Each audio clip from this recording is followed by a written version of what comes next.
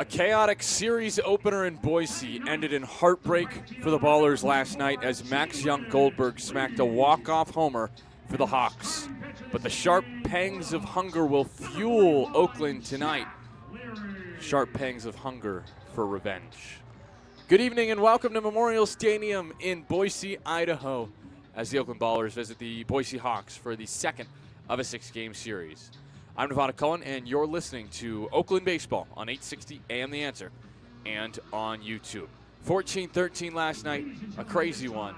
Tonight, Reed Butts gets the start for Oakland as they look to even the series at a game apiece. Time for the anthem here from Memorial Stadium in Boise, Idaho.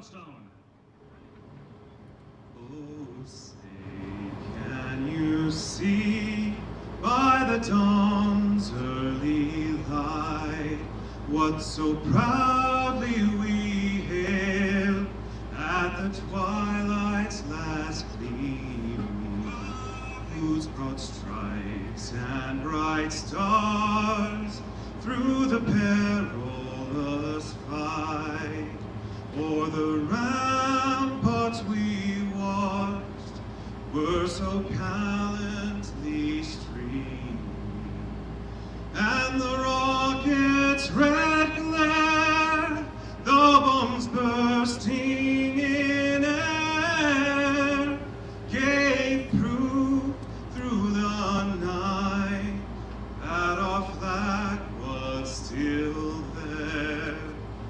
Oh, say does that star-spangled banner yet wave o'er the land of the free and the home of the brave? Another great rendition of the Star-Spangled Banner here from Memorial Stadium in Boise, Idaho. First, let's take a look at the lineup for the Oakland Ballers, who are looking to snap Boise's 8-game win streak. Tremaine Cobb Jr., the shortstop, leads off. Isai Santos, the right fielder, today hits second. Davis Druick plays center field on this occasion and hits third. Daniel Harris IV is the second baseman, cleaning up 3 homers in his last 4 games. Christian Almanza, the first baseman, bats fifth. He's homered in back-to-back games. Cam Buford, the third baseman, in the 6th spot. Lou Helmick in left field, hitting 7th. Dylan Tatum still in the lineup. He's DHing tonight. Back-to-back 2-homer games for the first time in his baseball career at any level. And then Tyler Lozano is the catcher tonight, batting 9th. The pitcher, Reed Butts, for Oakland. He will be opposed by Boise's Jack Leary. And Oakland kind of took a while to get going offensively yesterday. Their 8-run 6th inning provided most of the damage in the 14-13 loss. They'll look to start quickly against a pitcher in Jack Leary, who is still quite young. He's just 23 years of age. No, I got it first. 24 years of age. Righty, 6'2", from Green Acres, Washington. 11.42 ERA. 1-0 record. 4 appearances. No starts yet. This is his first professional start. He just wrapped his final collegiate season at Cal State Bakersfield on May 15th. He's gone 8 2/3 innings this season, 17 hits, 11 earned runs, 4 walks, 5 strikeouts, and a 2.42 whip. But Wednesday, Leary, in a bullpen appearance, went a season-high 3 2/3 and earned the win in a 17-1 win over Great Falls. 4 hits allowed, an earned run, and a season-best 3 strikeouts. Signed on June 5th, and the righty gets the start today. Defense behind him, outfield left to right, Jelly, Marcello, and Lee. Infield first to third, Begora, Young, Goldberg, Darden, and Underwood. Colton Horner, the former Oakland Baller, does the catching on this occasion. Cool jerseys tonight, really nice homage to, honoring the military tonight. Military appreciation jerseys with Warhawk Museum-inspired jerseys. And the first pitch is fouled back. 7:05 local time. 6:05 back in the Bay. Oakland going with the road greens tonight with the gray pants and green socks. Cobb standing in the righty against the right-handed Leary. First was a foul ball. Second pitch of the evening is high and tight, 1-1.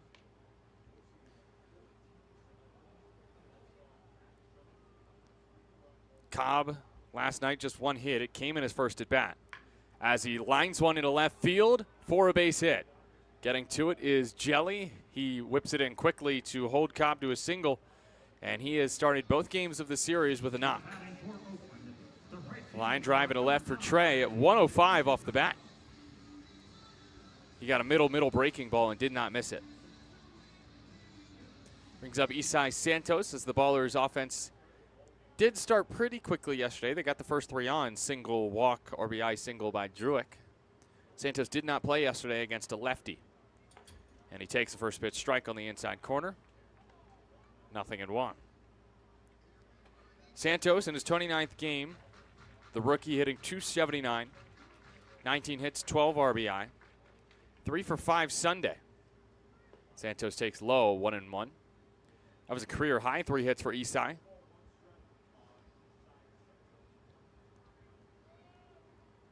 Santos scored twice and stole a base in that finale against Glacier. Lefty batter against a righty pitcher in Leary. No score, top of the first here from Boise. Cobb at first base. Next from Leary will have to wait as he throws towards first and Cobb slides back safely. How does Oakland approach running on their former catcher? We shall see. Colton Horner behind the dish. Last season threw out 10 runners. 1-1 poked foul. Just a pop-up over home. Over the netting, 1-2.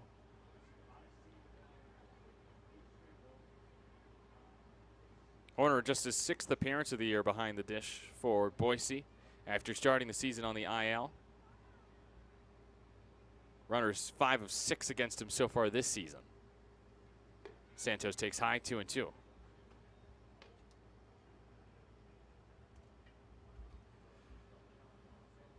Pitcher Leary from Green Acres, Washington. I mentioned he just wrapped his final college season at Cal State Bakersfield on May 15th. His 2-2 pitch to Santos is high and away, 3-2. Had 22 appearances in 8 starts, so he showed ability to start games and pitch out of the pen. Had a 2-4 record, 72 2/3 innings, 5.45 ERA, 47 strikeouts. Payoff pitch to Santos is downstairs, and tonight starts the same as last night with a Cobb single and then a walk from the second place hitter. The center fielder, number 11, Davis Druick.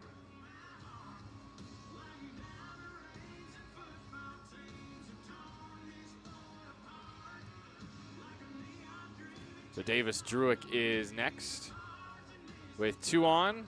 The Ballers and Hawks playing game 2 of a 6-game series. 14-13 win last night for Boise in a chaotic game. Davis Druick was the one to start the scoring in that game. And Druick powers this one to left field. Jelly racing back. He's at the wall, and he can only watch it fly. Davis Druick with an Oppo 3-run shot. It's 3-0 Ballers out of the gate here in Boise. Number 10 on the year for Davis Druick. He goes the other way. It looked like a pop fly to left field, and it just kept going. The Ballers, who blasted 5 bombs last night in the loss, with 3 3-run homers, get a 3-run shot from their team leader in homers in Davis Druick here in the first.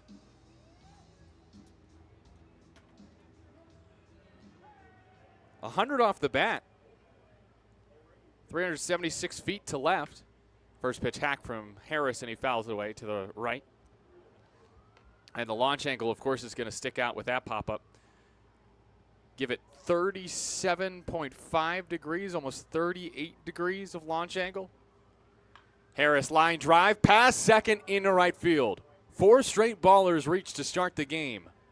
Harris extends his hit streak to 14 games with that backside base hit. Danny Harris is on fire. That's 25 hits in his last 14 games. If he gets another hit in this game, it'll be his 4th straight multi-hit game.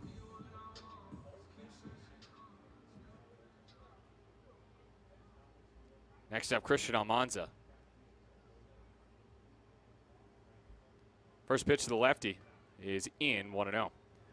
So after Leary took the mound tonight in his first professional start, Oakland has greeted him rudely with 4 straight base runners reaching, 2 singles, a walk, and a 3-run bomb by Druick. 1-0 to Almanza. Is powered to left field. Jelly back at the track. He makes the catch at the wall. 1 away. Nearly 2 Oppo bombs from the big ballers lefties in this inning, but Almanza can't quite clear the fence.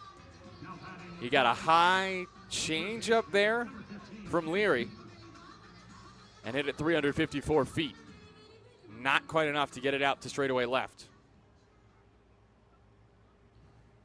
Now it's Cam Buford. 3-0 ballers in the first here in Boise. First pitch taken high, 1-0. The pitch, by the way, to Druick on the homer was outside on the black to the lefty, and he still swatted it out. Impressive approach there from Davis Druick. Buford takes a strike. It's 1-1. That was just on the edge, a good breaking ball. Buford looked back to question the call, but it was correct. 1-1 count, 1 out. Harris at first. Throw over. He's back safely, sliding. Cam 0 for 3 last night in the loss. A run, 2 walks, and a strikeout. Ballers in that game trailed 9-4 after 4 innings, and then got an 8-run 6th to take the lead. Buford powers it foul to the right side out of play, 1-2. So it was an improbable comeback from Oakland, and then an equally improbable comeback at the end for the Hawks, trailing 13-10 in the 9th. They get 4 against Connor Sullivan, which has never happened to him before as a professional. It was his first pro loss, Silly. And he really wears it on his sleeve. Buford takes high, 2-2. After that game-tying homer by Missoula in Missoula, Sully was really peeved about that, understandably. And I have a feeling that last night isn't sitting too kindly with him, and he's eager to get back in a ball game and close one out. Breaking ball tapped foul by Buford, still 2-2. And the lights are on at Memorial Stadium, brought to us by Western Heating and Air. Davis Druick with the 3-run homer in this inning for Oakland. His 10th homer of the year. That now leads the team. He was tied entering with Christian Almanza, who had tied him up after going on quite the run himself. Buford taps one to short, chance for 2. 2 hops for Darden. Throw to first is not in time. No! It is in time. Interesting.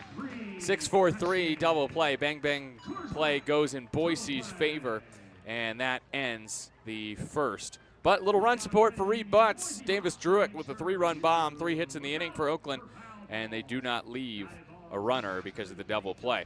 Let's go to the bottom of the first. It's Oakland 3, Boise Hawks coming up when you return on 860 AM The Answer.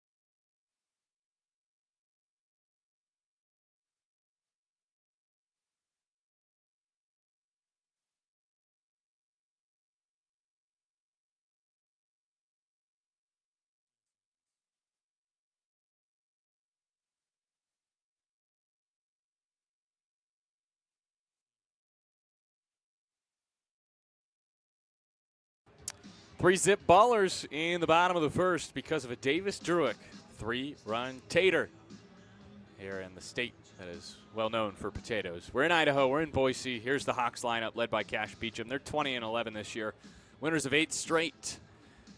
And Noah Marcello is their leadoff man, the center fielder, on a 23-game hit streak, the Pioneer League hitter of the week. Colton Horner, the former baller catcher, hits second tonight. Max Young Goldberg hits third. Second baseman had the walk-off 3-run bomb in last night's contest. Taylor Darden is the shortstop cleaning up. Jeremy Begora hits fifth. He's the first baseman. Jake Jelly, the left fielder, hits 6th. J.C. Santini, DH, bats 7th. Ethan Underwood, third baseman, bats 8th. And then we see the right fielder, Jalen Lee, for the first time. He bats 9th. Marcelo, a righty, to face Reed Butts, a lefty. Wednesday against Glacier, a season-high 7 Ks in 5 1/3. He got the win in a 6-5 Ballers victory. 5 hits allowed, just 1 earned run, 3 walks to 7 Ks. And his first pitch is an outside strike on Marcelo, 0-1. Butts, the lefty, 26 years of age, from Rockford, Illinois. Working from the windup, his 0-1 is in for strike 2, quickly ahead. This season, 3-1 record, 4.50 ERA. Is his 6th start, 26 innings, and 14 walks to 16 Ks. But again, season high 7 strikeouts last time out. Marcelo had a hit in the first inning yesterday. Butts nearly grabbed the outside corner there. It's 1-2. Reed sports a 4-pitch mix, 4-seam sinker, changeup, slider.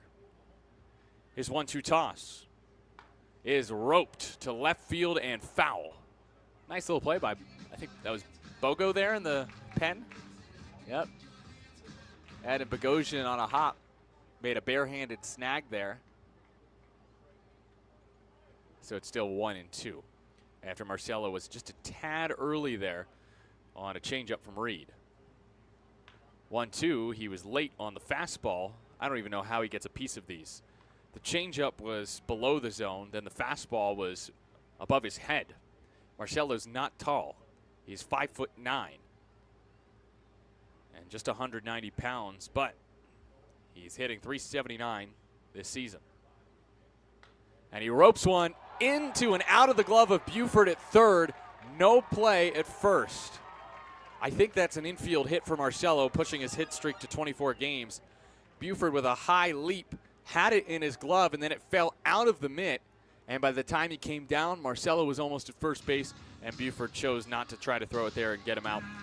He would have been late with the throw, almost positively.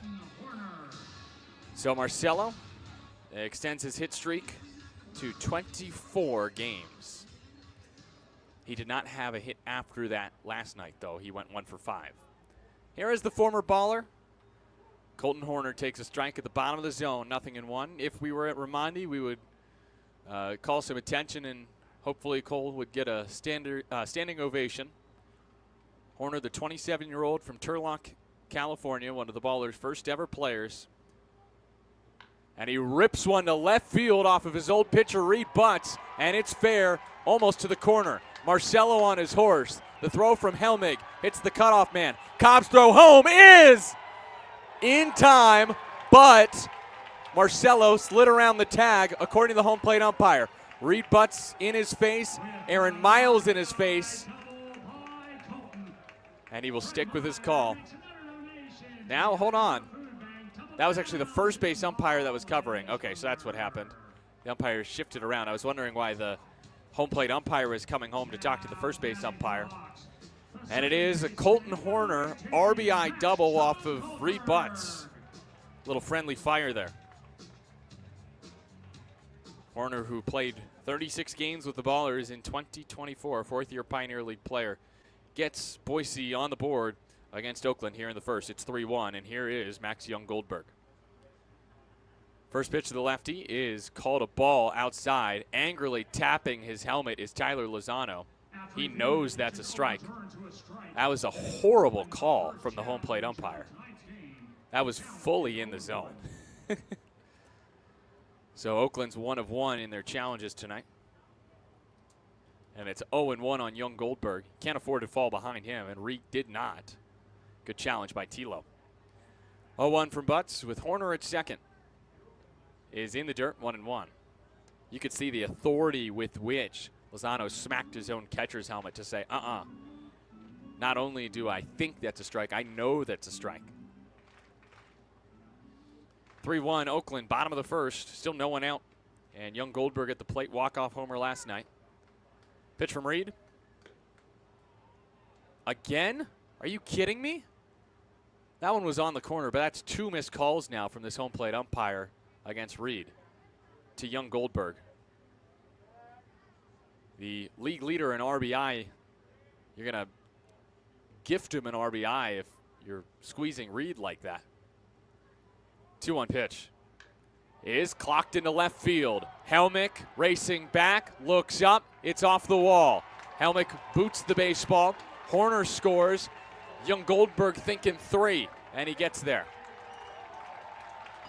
Home plate umpire forces Reed to throw it over the middle of the plate, and look what happens. Young Goldberg picks up RBI number 58. Only question, is that a double or a triple? It would be a double and an error on Helmick, and I think that should be the correct call there. It's 3-2. No, it's ruled a triple. Don't think it's a run scores anyways, so it's no big deal. First pitch is low, 1-0. Batter is Taylor Darden. Boise has nearly erased Oakland's 3-run inning. They have 2 of their own in the bottom of the first and a runner on third with no one out. 1-0 to Darden is too tight from Reed. 2-0.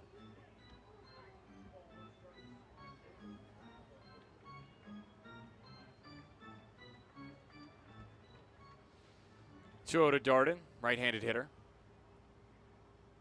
Swung on a miss. That's the best pitch yet from Reed. The changeup at 80 miles an hour, placed below the zone. Oakland leads Boise 3-2. Nobody out in the bottom of the first inning. Young Goldberg with his RBI triple is at third. Darden, the righty, at the plate. Butts from the stretch. Misses too tall. Lozano had to leap out of his crouch for it. 3-1. Darden has driven in 15 in his last 7 games, had 2 RBI last night, and a 2-for-3 performance. He's 6th in the league with 40 RBI, just behind Christian Almanza. Reads 3-1. A check swing. Did he go? No. That pitch was low. And Darden walks. So the first inning woes continue for Oakland here in Boise, as Reed has allowed the first 4 to reach, as the first 4 ballers reached in the first inning. Man at the corners for Jeremy Bagora. It's really confusing. On the lineup card, it's written Jeremiah, and on the website, but he's also on the roster listed as Jeremy Bagora, so I guess either one works for him. I don't think he's too picky. Bagora with men at the corners, nobody out in the first, takes low for a ball, 1-0. That's a strike probably on some batters, but Bagora is 6'8", and so he commands a taller zone. Baller's lead has shrunk to 1 here in the first. It is 3-2 Oakland. Bagora with a swing and a miss. Reed's best pitch so far, the changeup today. 1-1. Bagora 2 for 5 with 2 RBI last night. Every Boise Hawk had a hit in that 14-13 win. Bagora takes in. Good pitch from Reed, but no bite. 2-1. It was Max Young Goldberg who was the lone player without a hit in last night's game, and then he hit his 3-run homer to end the game. 7 on the timer for Reed, his 2-1. Bagora breaks his bat, shoots it off the glove of Buford at third base, and it trickles into foul ground left field. And so Bagora ties the game. Young Goldberg scores. That's 2 balls that have touched the mitt of Buford in this inning that have not been caught. That one only 79 off the bat. That one probably could have been caught. The other one was smoked, the leadoff single by Marcello, but it's been a frustrating start to this game for Oakland, any way you slice it. After a really good top of the first inning in which they scored 3 runs, they've allowed 3 runs since then. It's an RBI single by Bagora.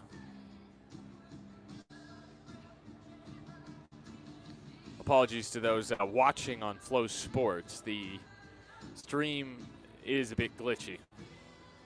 There's a meeting on the mound for Oakland here in a 3-3 game in the bottom of the first with no one out.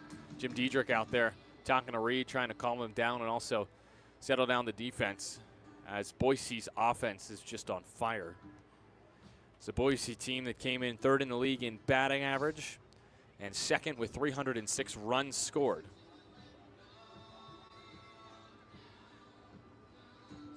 Hawks also steal a ton. They've got 57 stolen bases. That's 2nd in the league.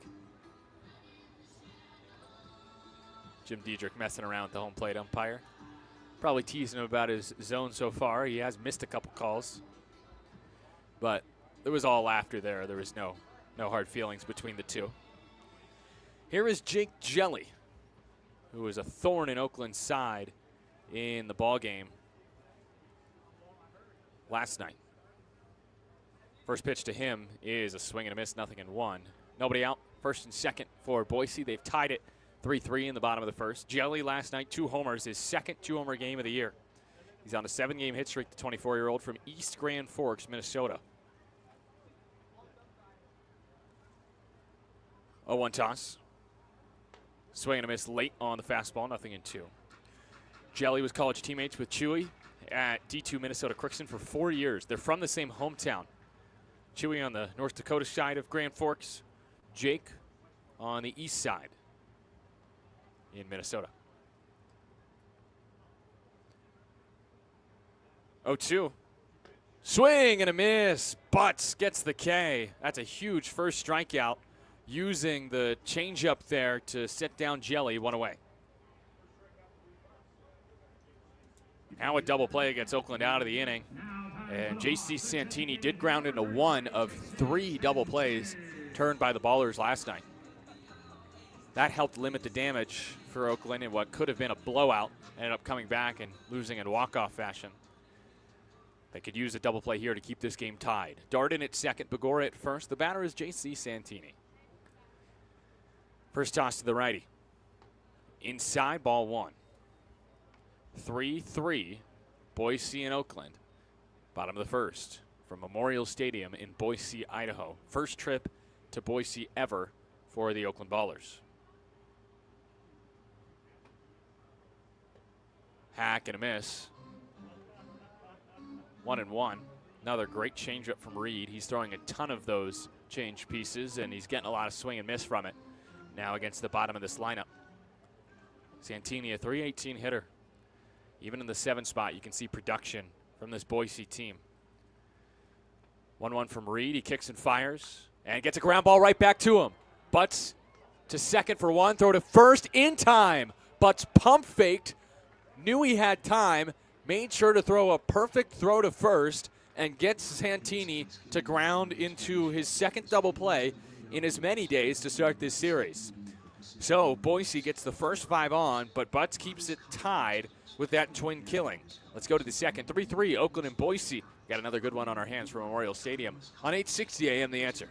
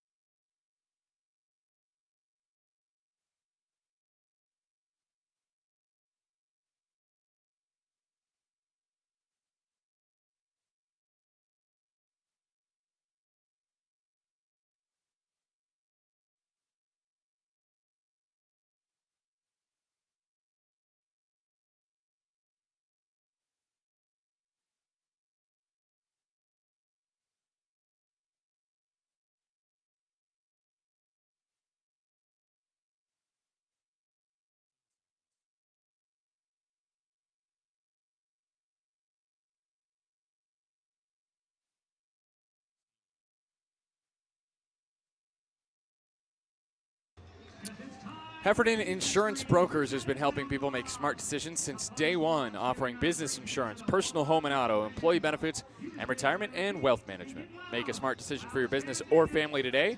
Visit Heffernan Insurance Brokers online at HEFFINS.com. That's HEFFINS.com.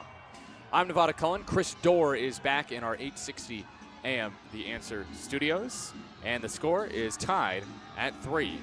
It's 3-3 between the Hawks and the Ballers here in Game 2. Righty Leary, lefty Helmick to start this inning. First to Lou is low, 1-0. Last at bat for Lou Helmick. He homered to right field. 23-degree exit launch angle, a low liner. He takes an outside strike, 1-1. It was a laser, too. 106 off the bat of Helmick to right field yesterday. Off of McFadden. Takes Lone away here, Lou. It's 2-1. And 408 feet to right field, so it traveled a good bit.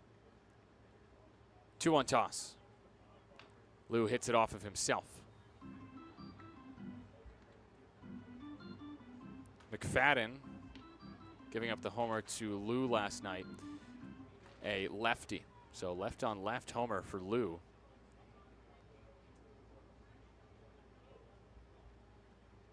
2-2 count.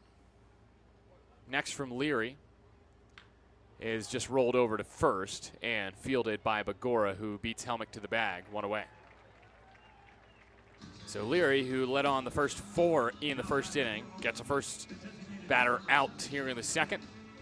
And it brings up Dylan Tatum, who is on the best stretch of hitting in his baseball career right now, with back-to-back 2-homer games. He told me pregame he had never previously hit 2 homers in back-to-back games at any level. As Tatum takes an outside ball, 1-0. I can't name many players, period, at any level who have homered twice in consecutive contests. That's 4 homers in his last 2 games. Tatum takes in 2-0. Tatum did say he homered twice in a game 2 times at UC Irvine in his 1 year there. Takes a strike, 2-1. Ballers and Hawks tied at 3 in the top of the second. 1 out, bases empty for Tatum. 11 RBI in his past 2 games. So he probably wouldn't homer here. He's only been homering with guys on. Hits one past third, 2-2. And it's true. His home runs have only been 2 or 3-run homers. Sunday against Glacier had a 2-run homer and then a 3-run shot. It was the reverse last night. 3-run homer in the second to right field and a 2-run game-tying homer in the 6th to make it 9-9. 2-2 is too tight. Count is full. Tatum does not walk much. Just 5 times in 18 games. But he walks here. His 6th walk of the year. Second walk from Leary brings up Tilo, who has not played since Saturday against Glacier. He went 2 for 4 with a run and a double in that game. Tyler Lozano, right-handed hitter, the only returner in this Ballers lineup. 3-3, Oakland and Boise here from Memorial Stadium in Idaho. Technically Garden City. Swing and a miss from Lozano, 0-1. It's a town just outside, really a suburb of Boise, if you will. Don't know if you can really call them suburbs here in Idaho. Just a small town near Boise. Lozano takes outside, 1-1. Hitting .317, Lozano. Tatum hitting .306. Plenty of potential from these catchers. Lots of offense from the catcher position so far this season, which is rare. 1-1 is a ball, 2-1. I mean, Horner, who's catching right now, the former baller, combined with Lozano, who's at the plate, the current baller, combined for not a lot of offense in 2024. But Lozano has stepped it up this year, hitting nearly 100 points higher. And Lozano hits a towering fly ball to left center field. Marcelo there camps underneath and makes the squeeze. There's 1 away. There's 2 away. Just got under it, Tilo. 371 to center. 97 off the bat. He got good wood on it. But it's just a fly out. And it brings up Trey Cobb. Single in his first at bat. He did not hit safely in his 4 at-bats after that yesterday. Let's see if he can pick up a 2-hit game. I feel like it's been a while for Trey. A lot of 1-for-5s lately. He takes a strike, 0-1. To be exact, in Trey's last 5 games, 4 of them he's gone 1-for-5. Last multi-hit game was June 14th at Ogden.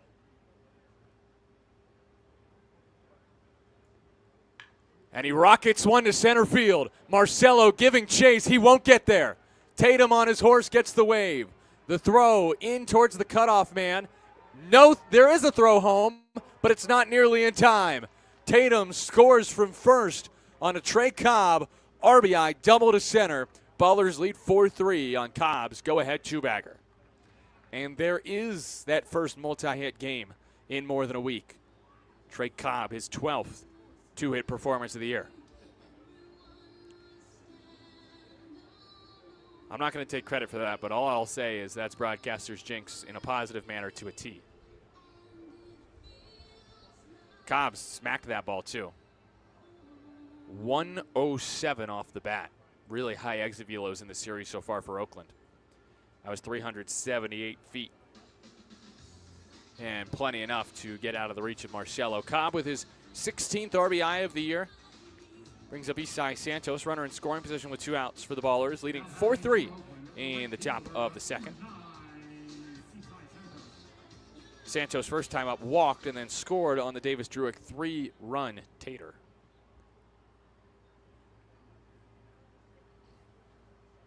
First to Isai is popped up into shallow center field. Marcelo has time and closes down the ball in the air, catches it in the gap with 2 hands in right center. So Santos flies out. But Trey Cobb gives the Ballers the lead with the lone hit of the inning. An RBI double roasted to center field. It's 4-3 Ballers over Boise as we head to the home second. This is Oakland baseball on 860 AM The Answer.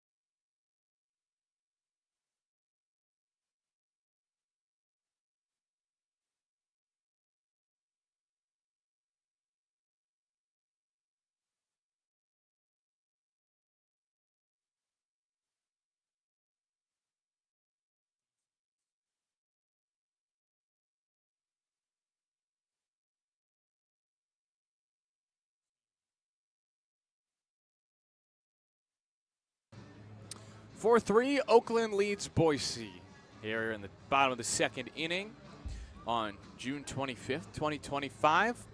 Let's rewind a year ago today. It's time for this day in Oakland baseball history. Well, Reed Butts was on the hill, but not in a way you'd expect a year ago today. The Northern Colorado Owls defeated Oakland 4-3 in that game. The Ballers actually nearly came back despite trailing 4-0 after 6. But it was Kelsey Whitmore who opened that game and pitched a scoreless first inning. Reed came in relief and pitched one of his most impressive games all season last year against NOCO a year ago today. First pitch swinging and past Harris into right field. That was a hard shot that just olayed Danny. He had no chance really on that ball. He would have had to be a sweet pick. And Underwood has a leadoff single off of Reed Butts here in the second.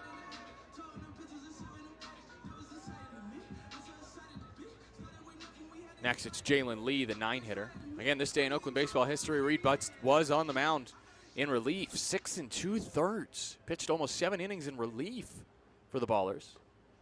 Misses inside to Lee, 1-0. Gave up just 3 hits, 2 runs, and 7 strikeouts. Awesome job by Reed that day. Miles Jefferson had a 3-for-4 performance with an RBI. Ballers got 1 in the 7th. There's a strike outside corner, 1-1. They got 2 in the 8th, but Dutch Landis retired the side in order for the save.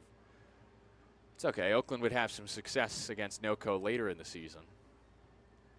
Namely a series where they won 5 out of 6, including 5 in a row. Ground ball to third. Buford only plays to first. His throw on the money. 1 away. Nice play by Kim there as Underwood scoots to second. Into scoring position with 1 out, and Boise trailing 4-3 in the home second. Back to the top of the lineup in Noah Marcelo. Number 7, Noah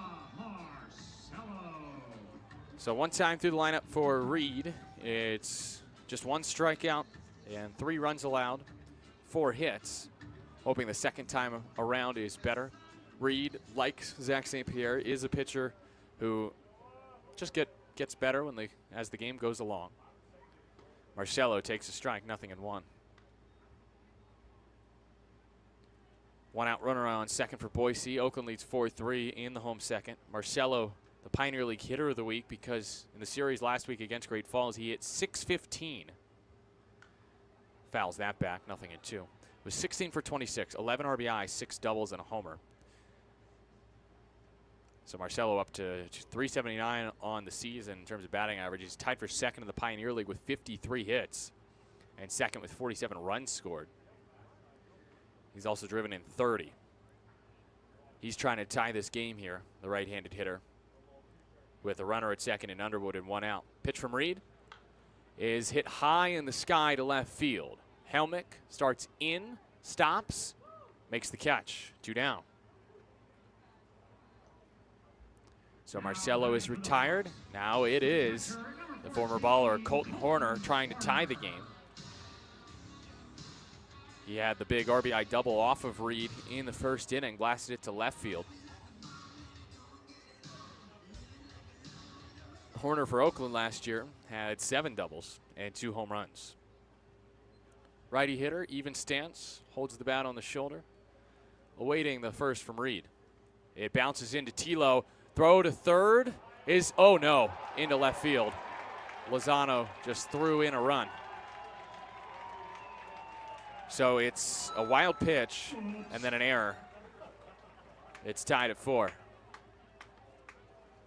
The ball was blocked by Tilo. He kept it close enough to where he had a chance to throw out Underwood. And then the throw was just awful into left field. Not good from Tilo there, and we're tied at 4. Brand new here in the bottom of the second. Pitch to Horner is called a ball high and away. 2-0.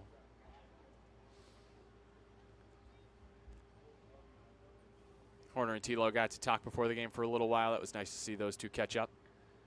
The former catchers last year for Oakland. 3-0 on Horner, who has had a pretty good start to the season after beginning the year on the IL. Takes ball 4 high. So now Horner has 5 walks, just 1 strikeout to start 2025. Second walk from Reed. Brings up Max Young Goldberg. Horner's from Turlock, California. Young Goldberg's from Redwood City. Went to Palo Alto High School. And is related to the famous Swiss psychiatrist Carl Jung. Takes outside, 1-0. And so, as a result of young Goldberg's walk-off 3-run homer last night, I've sworn off analytical psychology. It's not for me.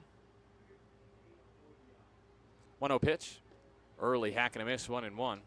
Young Goldberg with an RBI triple in the first to push his hit streak to 10 games. He's driven in 17 in that span. He leads the league with 58 RBI and is tied for second with 12 bombs. No one's catching Roberto Pena, who's already at 16. Pitch outside there from Reed, 2-1. 2 outs, runner on first, 4-4 Boise and Oakland here in the bottom of the second. Oakland has the best pitching staff in the league, but both pitching staffs have struggled to get outs in this series. Swing and a miss from young Goldberg, 2-2. I think part of it's because Boise's got one of the best offenses in the league, and Oakland's probably one of the more underrated offenses in the Pioneer League. And they love a good home run ball. Young Goldberg bounces it to short. Diving play by Cobb. Gets up, throws to first late. Nice effort by Trey. But it's a hit for young Goldberg, his 16th multi-hit game of the season, his 6th in his last 10 games. Infield hit brings up Taylor Darden. With a lefty up, Cobb is shifted towards second, and that's why that ball, which was not hit that far in the 5-6 hole, was an infield hit.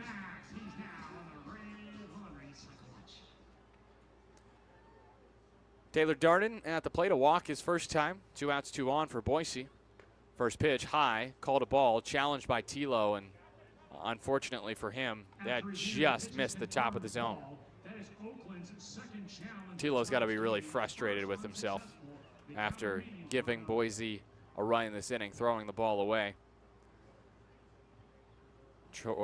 Trying to cut down Underwood, who was trying to advance on a wild pitch. And then he threw it into left field, and that's how we're tied at 4 with 2 outs in the bottom of the second. That one is definitely high. It's 2-0.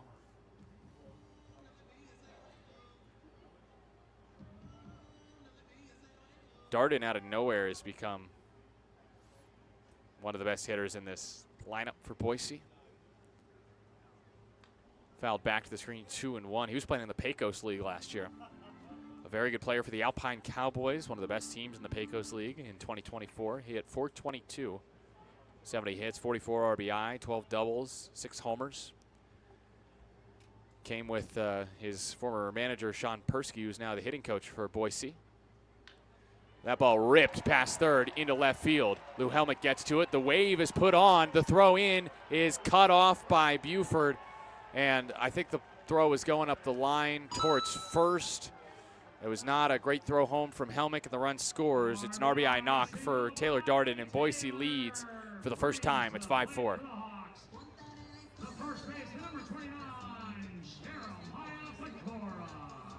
So first and second for Boise after the RBI knock by Darden. He is up to a whopping 41 RBI on the season. Now it's Jeremiah Bagora with first and second, 2 outs. 2 out free passes hurt, and that's what happened to Reed in this inning. Walked Horner with 2 outs. He scores. Now there's 2 more on for Bagora. First pitch, Hack fouls it away to the right side, 0-1. Bagora came to Boise from Young Harris, which is a university D2 school in Georgia. It's in the Peach Belt Conference. Lesser known school, but former Reds manager Dave Bristol loves to send guys to Cash Beecham, their manager, as Bagora flies it to left field. Helmick, shy of the track, makes the catch for out number 3. And Oakland's out of the inning, but not before Boise takes the lead. 2 runs in the inning on 3 more hits. They're up to 7 through 2 innings, and they lead Oakland 5-4 going to the 3rd on 860 AM The Answer.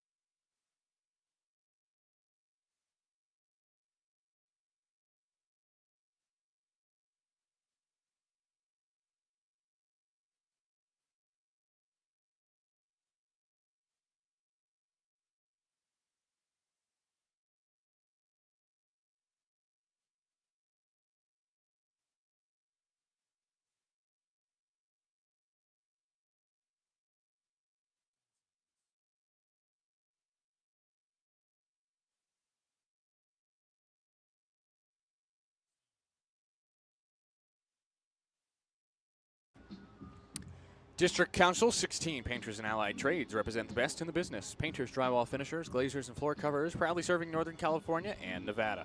They stand for top-tier training, great wages, strong benefits, and dignity on the job. Join the International Union of Painters and Allied Trades today. District Council 16, building the future one skilled trade at a time. I am Nevada Cullen. We have Chris Dorr back in our 860 AM The Answer studios. And Oakland trails 5-4.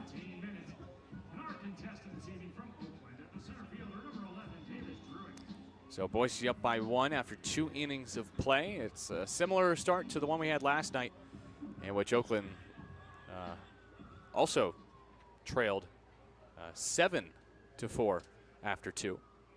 First pitch to Davis Druick is high, 1-0. 3-run homer last time up for Davis. That was in the first. Oakland then got 1 in the second. 1-0 is in, 2-0. I do want to give a shout out here that I forgot to give on last night's game. It's for some fans in attendance yesterday here at Memorial Stadium. Druick takes a strike. It's to the Hunt family. We got this email from Zoe Hunt. 2-strike pitch is high on Druick, 2-2. She said, my husband and I live in Boise with our 2 little girls, and we will be attending tonight. So that was Tuesday's game. She said her husband, Dan, was excited as Druick takes ball 4. I guess it wasn't a 2-strike count. I think count was incorrect on the board. Leadoff walk for Druick, and he's aboard to start the 3rd. So Zoe said Dan was so excited to go because he grew up in Oakland but hadn't been to any Oakland game in 20 years. And he was also excited to share his childhood pastime with their girls, Penny and Beatrix.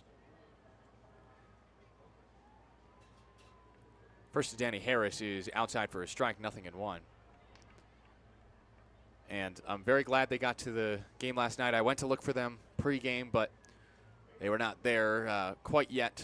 And I had to go up to my booth, so I didn't get to say hi. Got to meet some other Ballers fans as Harris fouls one back, 0-2. I did want to shout them out and say thanks for coming. And we hope to get you guys down to a game at Raimondi at some point. The Hunt family. Very glad that Dan could go to a game for the first time in 2 decades.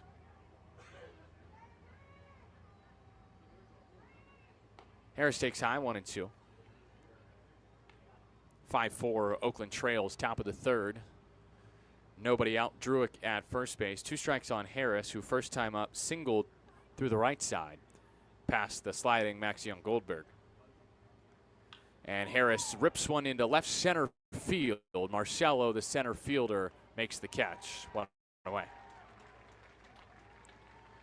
Sort of a pop-up, something between a pop-up and a fly ball from Danny. Didn't have enough backspin on it to fall quickly enough to be a hit, and so it's an out. 1 out. Ballers trail 5-4 against Boise, top of the 3rd. Here's Christian Almanza, fly out to left last time, nearly a 2-run opposite field homer. Takes inside for a ball, 1-0. That one looked like a strike. No, that was a good call, just off the edge. Almanza back-to-back games with a bomb. 3 straight 2-hit games. Druick the runner at first, 1 out. 1-0 from Leary, the righty. Almanza takes high, 2-0. Almanza's homer yesterday. A 3-run home run in an 8-run 6th inning. That started the party. 437-foot bomb, 105 off the lumber. Almanza hits it sharply past first into right field, base hit. Druick wheels around to 3rd. The throw towards 2nd. And it's a single for Christian Almanza. He's got a 4-game hit streak. And the Ballers have men on the corners with 1 out for Cam Buford. Now batting for Oakland, the 3rd baseman, number 15, Cam Buford. Wouldn't say Cam Buford's in a slump. He did homer on Sunday, but feels like he's due for a big game. He grounded into a double play in the 1st inning. Cam, right-handed hitter. 0 for 3 last night. Hit into a 6-4-3 twin killing in the 1st to end that frame.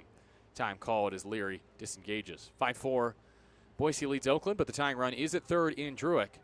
Buford right now just trying to get him home. Hopefully he can get one to the outfield. He has the swing to do it. Swings and misses, though, at a good slider. Just off the plate, 0-1. Runner at first, Almanza. Druick at 3rd, 1 out. 0-1 from Leary to Buford in this righty-righty battle. Outside, held off the breaking ball this time. 5-4, Boise leads. Oakland keeps scoring, but Boise keeps punching right back. 3 in the 1st for Oakland, 3 in the 1st for Boise. 1 in the 2nd for the Ballers. 2 in the 2nd stanza for the Hawks. Buford hits one foul off to the right, 1-2. He got a fastball that time outside, but could not go the other way with it successfully. And instead just floats it harmlessly foul. Off into another full Memorial Stadium crowd here in Boise. He's down on the count, 1-2. Buford swings and lifts it to left field. This could tie the game. It's plenty deep. Jelly running in, makes the catch, tagging Druick. The throw not cut off. Druick scores. Buford does a job. We're tied at 5 in the top of the third with a flying ball to left field by Cam Buford. That is sac fly number 4 on the year for Cam.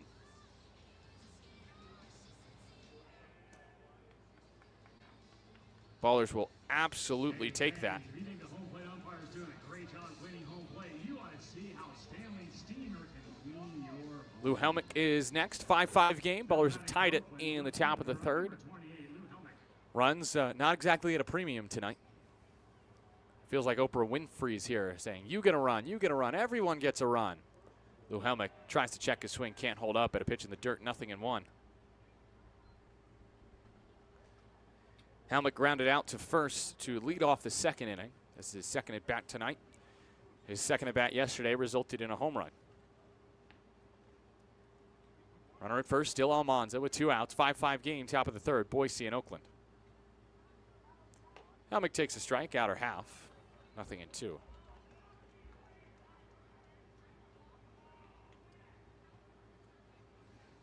Helmick hitting .311 this year. Just got his second home run last night. He's driven in 18. Takes high and away, 1-2. Game 2 here in Boise for Oakland. Ballers hoping to bounce back with a win, snapping Boise's win streak. They're currently at 8 games. A W8 for the Hawks. Helmick swings and hits one to center, high in the sky for Marcello, who has plenty of time to get there. Camps underneath and makes the two-handed put away for out number 3. Ballers tie it, though, with a sac fly by Cam Buford. 1 run, 1 hit, no errors, and 1 left on for Oakland in the third. All square at 5. We head to the home third here from Boise. This is Oakland Baseball on 860 AM. The Answer.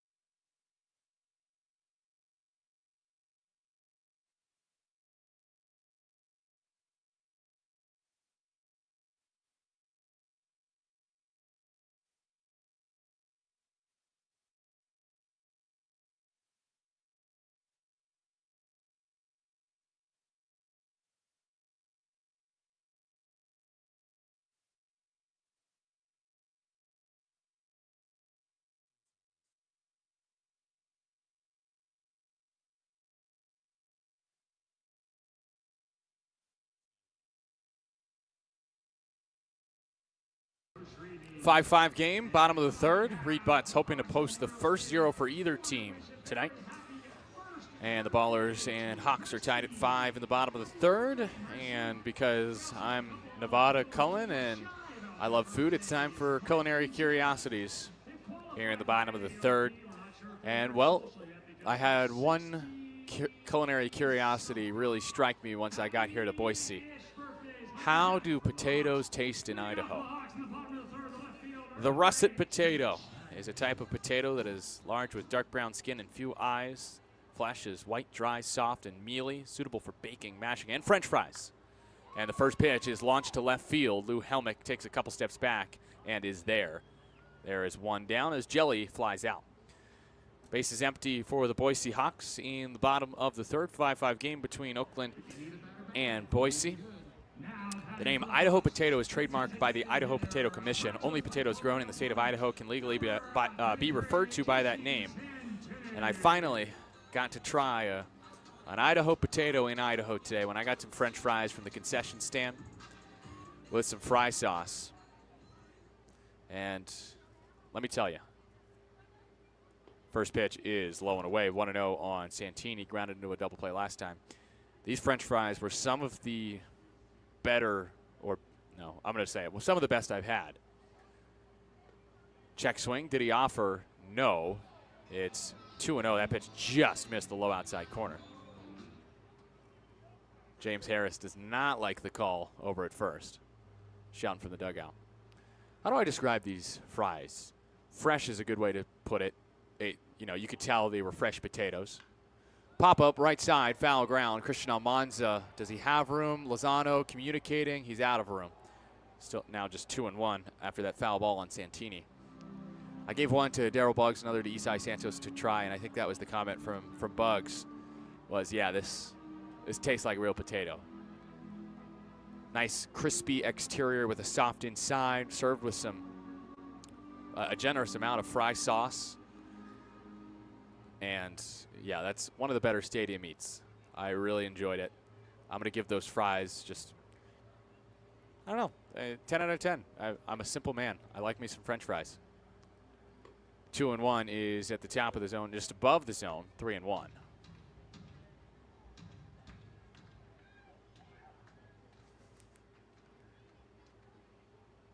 Three-one pitch, swing and a miss, early cut, 3-2. I've got Mike the Hot Dog Mayor in the comments today. Thank you, Mike, for tuning in. Yes, Jeff Butts, I am a total foodie. Now, I will say this. As much as I love those fries, 3-2 bounce to third. Buford Fields fires. Got him. 2 down. The Gilroy garlic fries and then the version at Raimondi. Yeah, still better. Even though, now maybe combine that Idaho potato with the Gilroy garlic fries and the Raimondi Park garlic fries. Yeah, those would be the best fries in the entire world. 2 down for Underwood. The lefty takes a strike on the outside corner, 0-1. Perfectly placed by Reed there. The fastball just on the high outside corner. Here's 0-1. Is another strike. That is the changeup, 0-2. Butts 1 pitch away from a 1-2-3 third. And the first 0 of this ball game for either pitching staff. 0-2.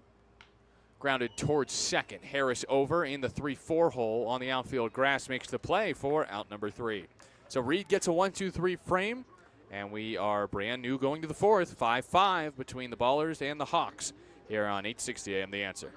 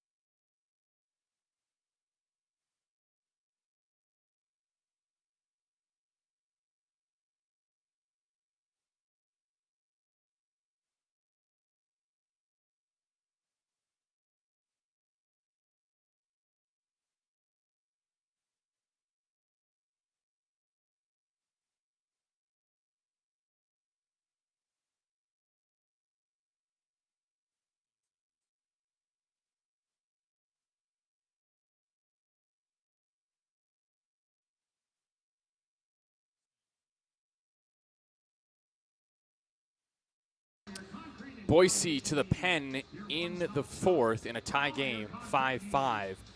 The Ballers have a ton of lefties in the lineup, so they'll go to a lefty in relief of Leary, who was fine in his 3 innings of work. No other way to put it. He was just okay, giving up 5 runs in 3 innings and allowing 5 hits, 1 home run, struck out none, walked 3. And Leary is replaced here by Quinn Waterhouse. Interesting. Okay. This is the Boise closer entering in the 4th. He did go 2 innings Friday against Great Falls. Gave up 2 hits and earned run, 2 Ks. Waterhouse, the lefty from Bondurant, Iowa. Bondurant? I'm going to go with that. 5.54 ERA this season. This is his 13th appearance. Team leading 4 saves, 13 innings, 20 hits, and 5 walks, 14 strikeouts. Now, this is an odd place to put him in because he's about to face Dylan Tatum and Tyler Lozano, who are the 2 best hitters in this Oakland lineup against left-handed pitching, at least by batting average. Tatum, second best, with a 389 mark. And now Cash Beecham is out, at least I believe, to talk to the third base umpire about something. I think that might be a pitch timer violation on Quinn Waterhouse or something. And it's a 1-0 count. That is what it is. Pitch clock violation for Waterhouse to start the fourth. A weird start to the frame. That's either going to fire up Waterhouse or hopefully it's a sign of things to come for the Ballers and Dylan Tatum, who takes a first pitch strike at 90 on the outside corner, 0-1. Tatum with a 2-homer game yesterday against a left-handed pitcher in Cam Dayton. Next from Waterhouse is swung on and foul tipped. He's got good sink on that pitch. I think it might have been the changeup from Waterhouse at 83. It's 1-2. Let's see about Waterhouse. Just one home run allowed. Okay, that does not surprise me with the way that pitch sunk to Tatum. 1-2. Tatum takes low, 2-2. And so in softball, you have these pitchers called down ball pitchers. They're going to keep the ball in the yard. Waterhouse is kind of the same. He's not going to give up those home runs. 2-2 is popped up behind second. In is Marcello. Out is Young Goldberg. Marcello can't make the catch. He gave it his best effort and laid out, but it's just a bloop single for Dylan Tatum. Not quite a massive home run, as he's hit 4 in his last 2 games, but he'll take the leadoff hit. And the second best hitter against lefties in this Oakland lineup gets aboard with the bloop hit into shallow center, bringing up the best hitter on the Ballers against lefties in Tyler Lozano.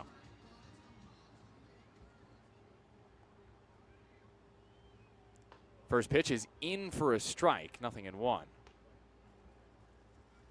Good pitch from Waterhouse.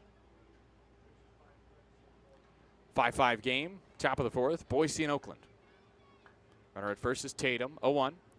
Lozano bounces it left side and made the play. The shortstop with the throws off line. Darden with a nice play to get there, but it's an infield hit for Tyler Lozano, who gets yet another hit against a lefty.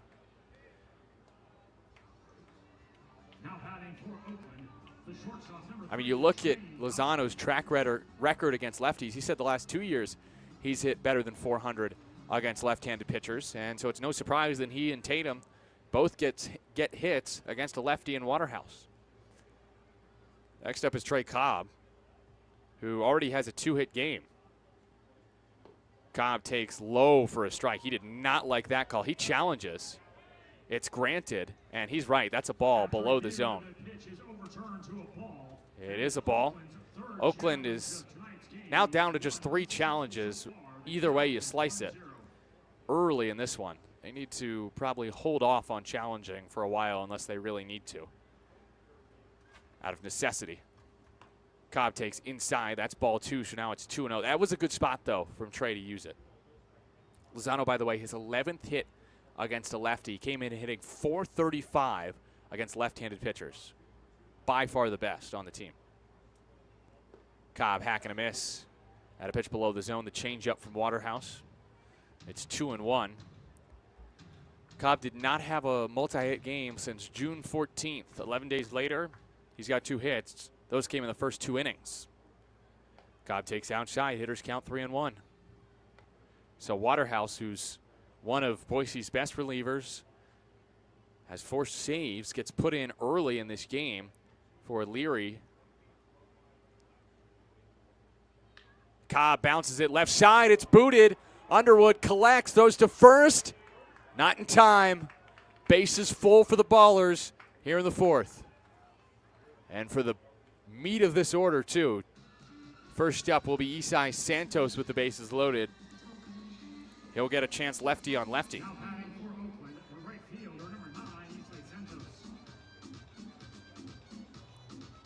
Ballers and Hawks tied at 5. Nobody out here in the 4th. Cobb reaches on an error by Underwood. I think that's the right call. He should have made the play. It bounced off his lower leg. Santos' first pitch taken for a ball on the outside corner. No, that was right over the middle, 91-mile-an-hour fastball. So 0-1. Santos today, 0 for 1 with a walk. Also popped out to center.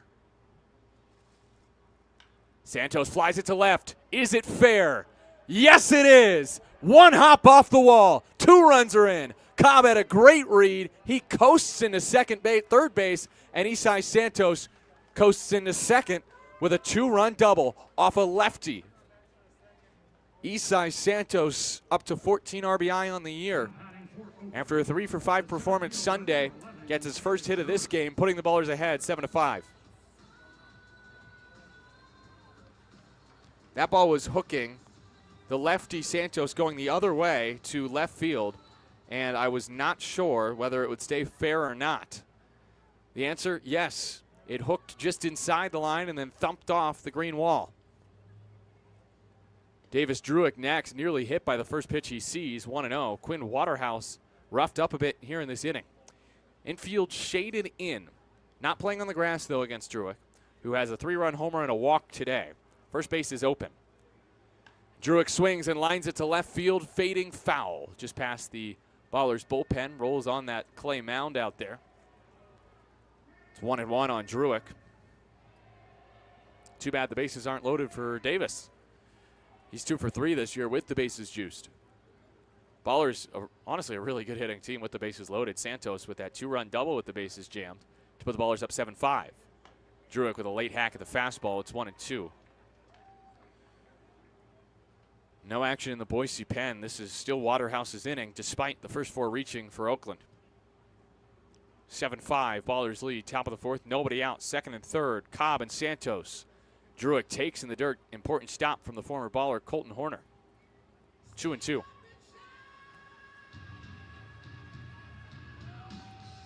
Davis Druick, team leader in so many categories, 2nd in RBI with 36. 2 Ballers in scoring position with none out for the lefty. Facing a lefty in Waterhouse, his 2-2 is swung on and fouled off of Horner. Hopefully Colton's all right.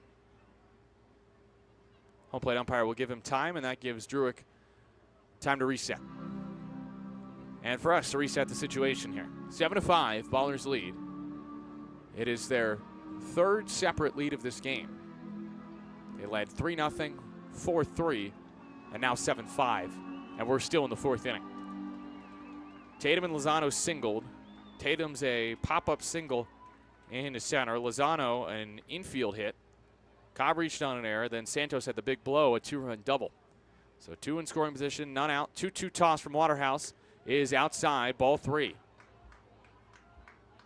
That one just missed the low outside corner. So a pitch that might have been called a strike earlier by the home plate umpire called a ball, probably large in part due to the Ballers' successful challenges, namely Trey Cobb, who's at 3rd.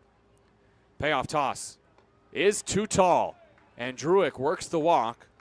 Waterhouse's first free pass, and the bases are loaded for Danny Harris, who hit a grand slam on Friday. Ballers 7, Hawks 5 here in the top of the 4th, and the way Boise has hit so far in this series, the Ballers could use some insurance. Reed Butts would sure appreciate it. He finally got a 0 in the bottom of the 3rd, and the Ballers have backed him up with 7 runs so far through the first 4 innings. This Oakland offense is kind of on fire now. You look at the last 5 games for Oakland, 10 runs, 15, 13 in a loss. And then they lead today, having scored 7 with the bases juiced and no one out. 7-5 lead, top of the 4th. Here is Daniel Harris, the 4th.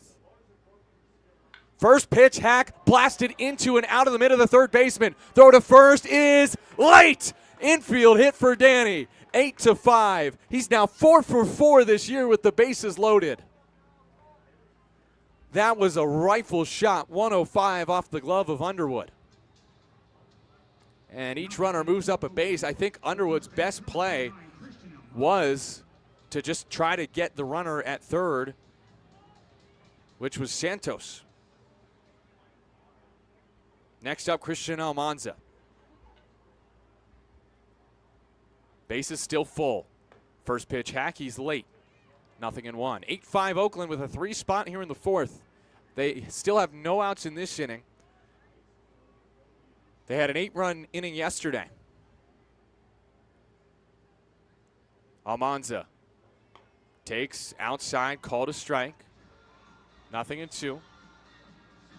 And in that 8-run inning yesterday, Christian Almanza had a 3-run bomb to right field, and I mean bomb, 437 feet. Santos, Druick, Harris the runners. Pitch. Swung on and missed. A strikeout for Almanza, who was previously 2 for 2 with the bases loaded. It's the first time he's been retired with the bases full. 1 out in the inning.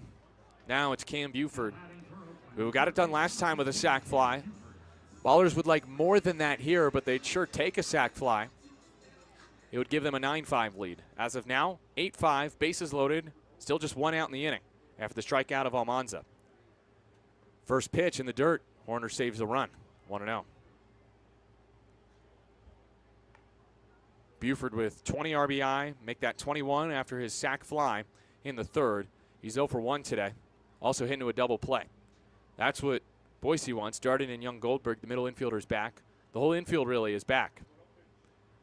Buford hack and a miss at the changeup outside, 1-1. Oakland got the first 6 on in this inning. And they lead 8-5. 3 runs across in the frame. Buford trying to add insult to injury. Swings and misses early. 1-2. Got a changeup there high in the zone, but was early. Was hoping for the fastball, did not get it. Lou Helmick is on deck. He would be the 9th batter to hit in this inning. Waterhouse, the lefty, set at the belt. Pitch to the righty, Buford. He swung on and laced into right center field. This could clear him. Lee chasing, but it rolls to the wall. 2-run score. Harris gets the wave. Buford thinking 3. He slides in with no throw. A 6 spot for Oakland in the fourth. Cam Buford clears the bags with a 3-run triple. 11-5 Oakland here in inning number 4 in Boise.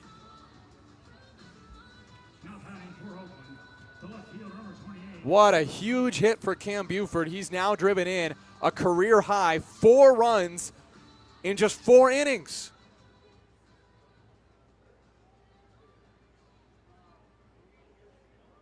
Now a meeting on the mound with Waterhouse. This is just such a weird spot to bring him in, the team's closer. And he's allowed 6 runs in the inning, including the 3-run triple by Cam Buford.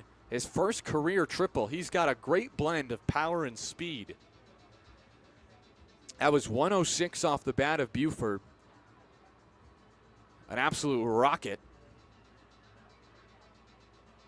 Line drive over the second baseman, Young Goldberg, and into right center field.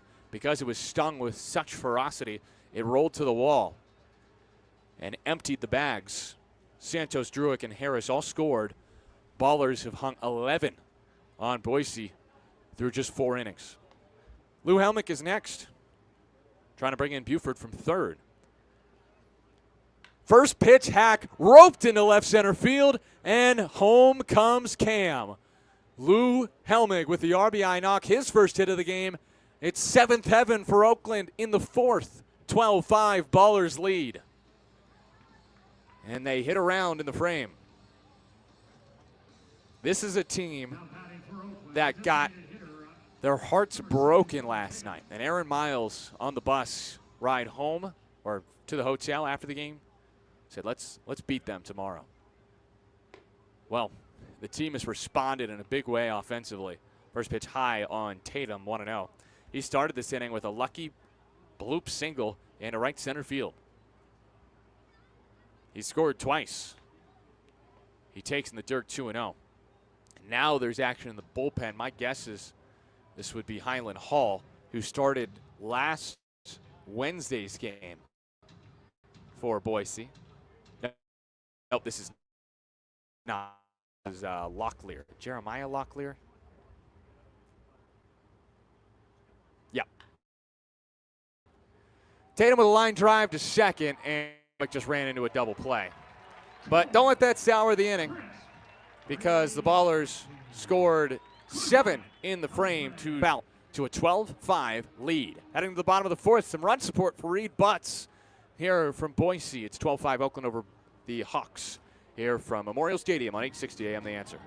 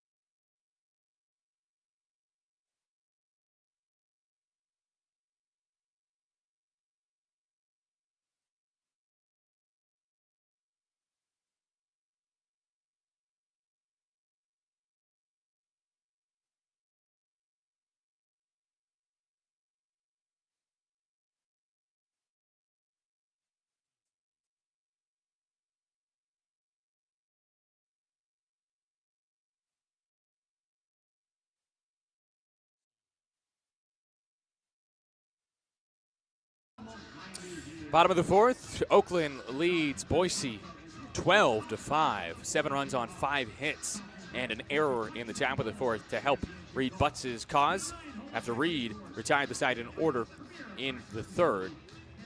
He'll face 9-1-2 here in the fourth. It's time to bring back one of the new segments here in Boise. It's time for Ballers Anthems, as I ask a player for a song, I give it a listen, and I determine if I would trust them with the aux cord in the car.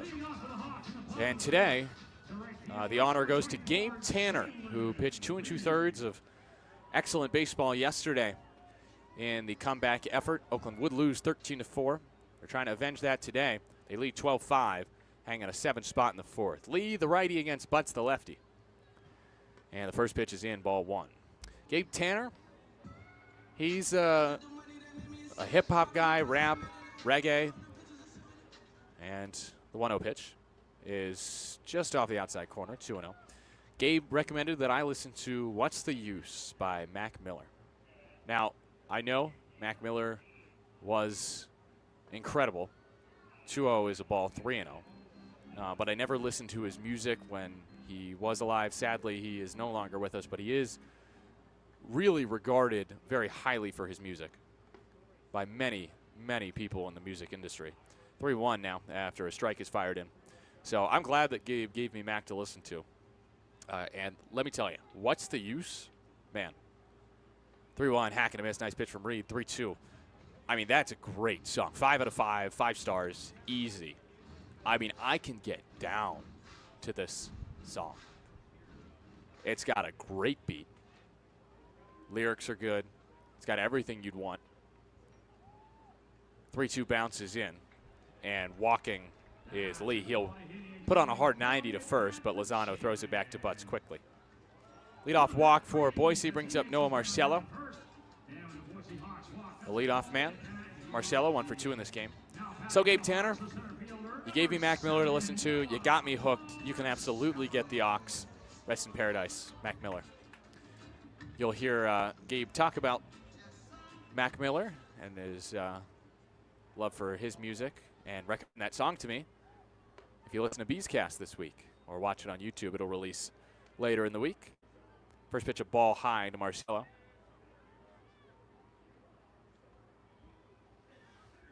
Marcello, the leadoff man. Pioneer League hitter of the week, facing Reed Butts, a lefty. Marcello, a righty. Swings and pops it up, foul right side, out of play, 1-1. Marcello, 24-year-old from Redwood City. Bay Area guy, went to Sarah High School. Went 3 for 21 last year against Oakland. Already has a couple hits against the Ballers this season. 1-1 toss from Butts. Is just in, 2-1. Marcello has hit safely in 31 of 32 games. Just been an on-base machine. 277 hitter last year for Boise. He's a third-year Hawk, hitting 100 points better this season. Hack and a miss there, though. Got the changeup from Reed. That was a really pretty breaking ball, or off-speed pitch. It's 2-2 on Marcello. Runner at first is Lee. Ballers lead 12-5 in the bottom of the fourth. Marcello is single and a fly out so far. Butts misses low and in with the changeup this time. No chase. 3-2. He walked Lee. He doesn't want to walk Marcello.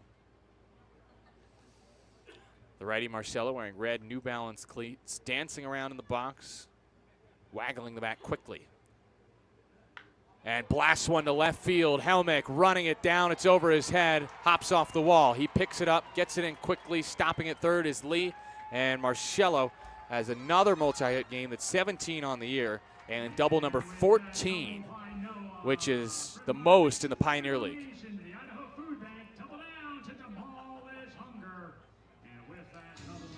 So Reed in some early trouble here in the fourth after pitching a scoreless third.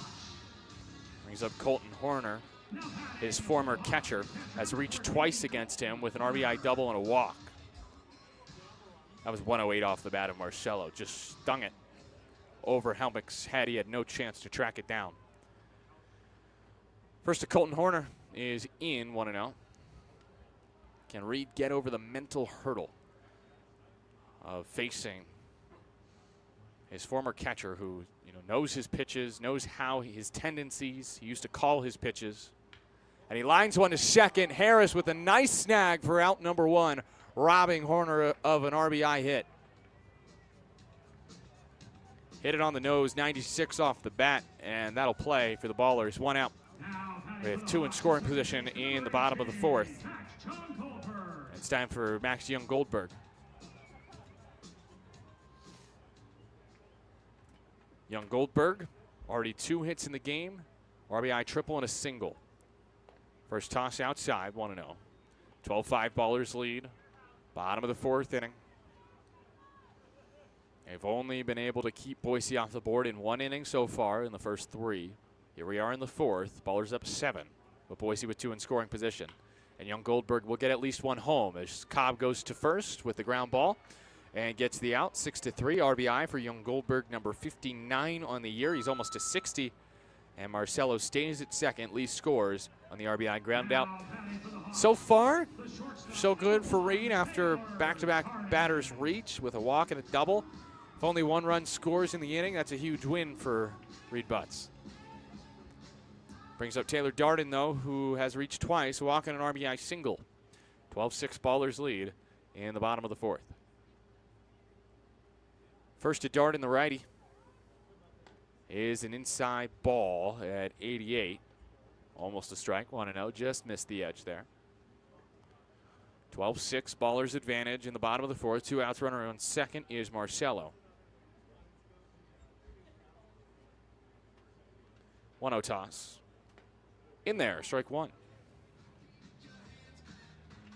A lot of balls put into play in this series, my goodness. Last night, the teams combined for 27 runs and 28 hits. So far, more of the same tonight. 1-1, flown to center field. Druick drifts into the right center field gap. He's called off by Isai Santos, who makes the catch out and right in the gap. And that is 3 outs. 1 run in the inning for Boise. A double from Marcello, the only hit in the frame. No errors, and Boise leaves 1. Ballers up 6. It's 12-6 Oakland. We're heading to the 5th on 860 AM The Answer.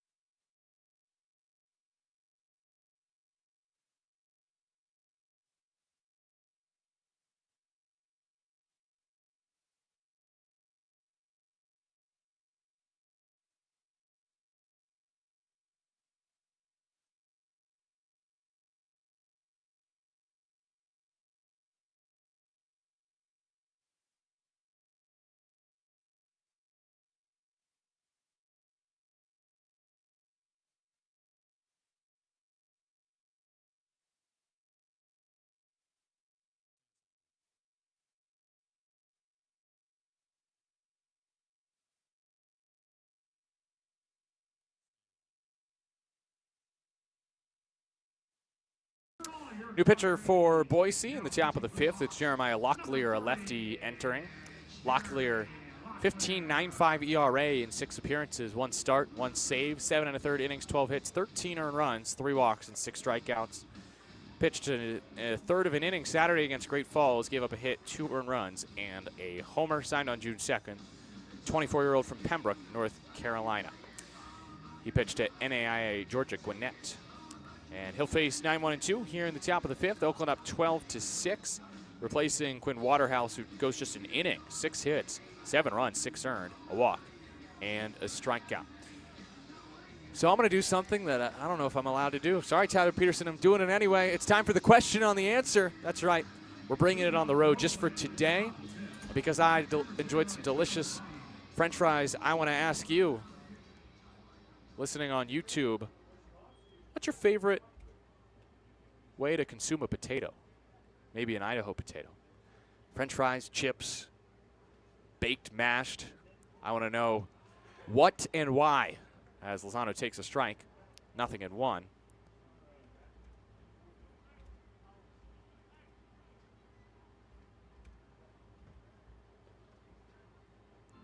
Ballers lead by 6. It's the top of the 5th. Lozano is 1 for 2 in the game. Single his last time up. All right, I have 2 great answers right off the bat here on the question on the answer. Swing and a miss from Lozano, 1 and 2. First, Sean Anderson buzzes in. Sean buzzes in with gnocchi, and that's right. I can pronounce gnocchi with the best of them. Not gnocchi, not gnocchi, gnocchi. Cut and a miss, 1 and 2. Lozano down swinging, and Locklear strikes out the first batter he faces. 1 out, bases empty, 12-6. Ballers in the top of the 5th. I also love gnocchi. It's basically potato pasta. It's great. I love whoever thought of it. First to Trey Cobb is a strike, 0-1. We also have Mike the Hot Dog Mayor, Tots in all caps multiple times. I agree. I think that would have to be my favorite way to consume potatoes. I love tater tots. 0-1 is inside. 1-1. Not as much as I love Tatum taters, but I love tater tots. Scallop potatoes from Nick. Mashed potatoes from Xavier Garcia. We're all over the board here. I love it. Cobb takes high and away, 2-1. Ballers up 12-6 here in the top of the 5th on the question on the answer. Mass Spectrician likes diced fried potatoes seasoned with rosemary and cumin. Nice.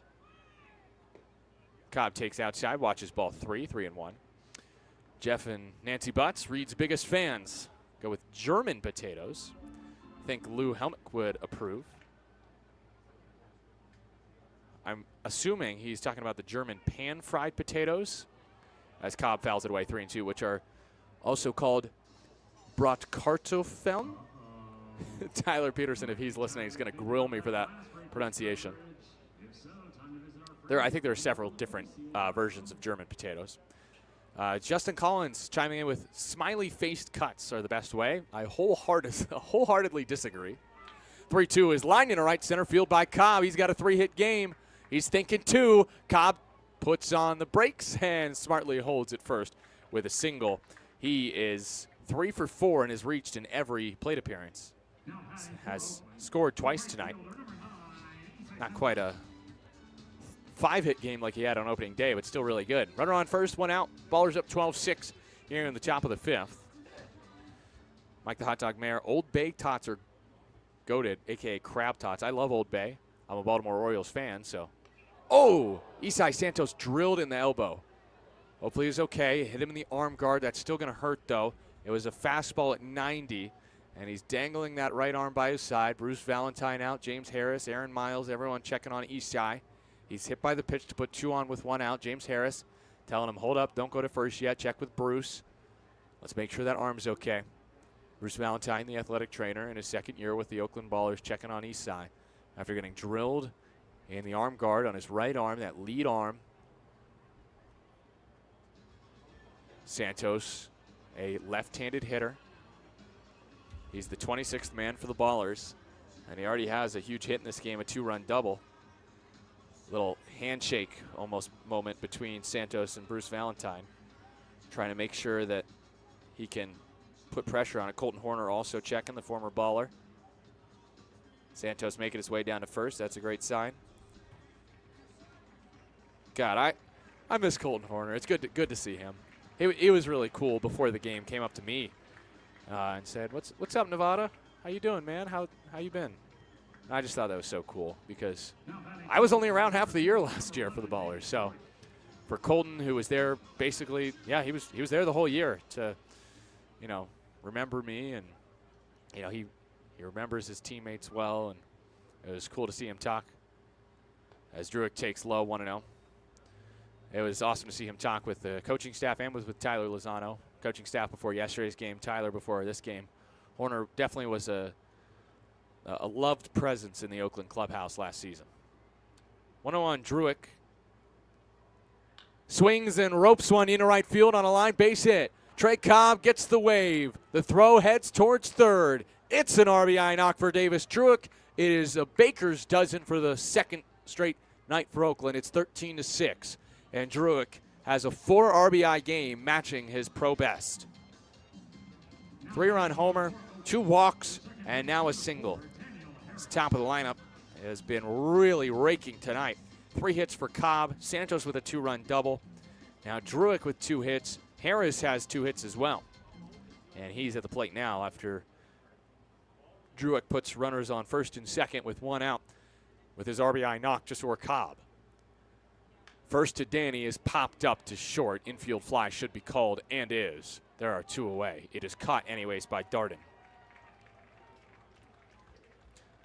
Question on the answer. Enjoyed hearing about your favorite potatoes. I'm just reading as I go. I see Cole Cannon. Never heard of that before. Potatoes with some onion and sour cream on top. Fried potatoes, that is. Tachos, which I love. Nancy Butts chimes in with baked potatoes. If it's Idaho potatoes, she says no butter needed. 2 outs for Almanza. First pitch high and tight. 13-6 Ballers lead. Top of the 5th with 2 outs and 2 on. I love tachos. Tater tot nachos, loaded tots. Doesn't get much better. Apparently, Mass Spectrician eating some Lucky French fries. Good call. Almanza cutting a miss, 1-1. My dad chimes in with love me some potato pancakes. His wife, my mom, is Jewish, so we love a latke. Summer Shorts out here giving me a recipe. I don't have enough time to read that as Almanza taps it to first and ends the inning with a ground out to Bagora. Nice to hear about your favorite potatoes here on Question on the Answer, as the Ballers add another with a Davis Druick RBI single. 2 hits in the inning and 1 run for Oakland as they leave a pair in the top of the 5th. But lead by 7, 13-6 over Boise here on 860 AM The Answer.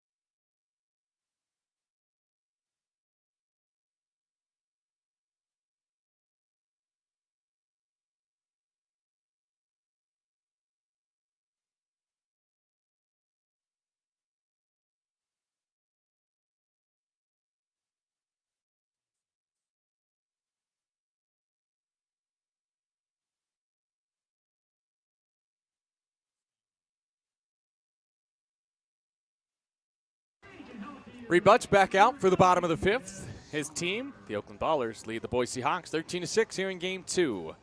They have scored 13 runs in the first 5 innings to take a whopping 7-run lead. Nevada Cullen with you Chris Dorbeck in our 860 AM The Answer studios. Thanks to everyone listening on 860 and on YouTube tonight. As we did the question on the answer, I wanted to read a few more great answers on the YouTube. A shout out to carne asada fries from Jamal or Nick. I'm not really sure who commented there. Then a shout from Mass Spectrician for vodka, which is a version of potato. So I say count it. First pitch outside from Reed to Begora, 1-0. Jeff Butts chiming in with nobody said hash browns? And then someone did chime in, David Smith, saying hash browns are a must, extra crispy. Mike the Hot Dog Mayor asks, is it weird to like A1 sauce on a baked potato? Cut and a miss from Begora, 1-2. My answer is no, Mike. That's right, I'm also your psychologist tonight. A la Carl Jung. I don't think it's weird. 1-2, hack and a miss. Reed Butts gets his second strikeout. Good way to start the bottom of the fifth. One out, base is empty. I think the logic is, for me, Mike, if you're having steak, chances are you're having a baked potato with it. And while I would not put the steak sauce on it, I might be like, oh, little steak sauce on my steak? Oh, what's this? Fell onto my potato. Oh, that's not bad. Oh, and thank you, Diane, for your comment about Cole Cannon, because I did not know what it was. First pitch is a strike, swinging from Jelly, 0-1. Mashed potatoes with greens, butter, and garlic mixed in, Irish and Scottish. Pitch inside, 1-1. Apparently potato salad was overlooked, according to Mass Spectrician, but I think we're good. I think everyone had some good answers. Good job, everyone, on question on the answer. That's tap foul by Jelly, 1-2. By the way, Jelly spelled Jake Jelly. Jake, H-J-E-L-L-E, Jelly. No relation to the other Jelly. Reed looks down before coming home with the 1-2. And it's lined to right field in the air for Santos, who drifts back towards the track and makes the catch just shy of the clay. 2 down. Butts aiming to pitch his second 1-2-3 inning. And Reed has not been his best tonight. However, if he could get through the fifth in line for the win, that would be impressive. Considering the start that Boise had offensively, it didn't look like Reed could get him out. They sent the first 5 to the plate and all reached before you got to strike out in a double play to get out of that inning. Credit to Reed for limiting the damage then, and he might be a winner as a result. First pitch high and away to Santini, 1-0.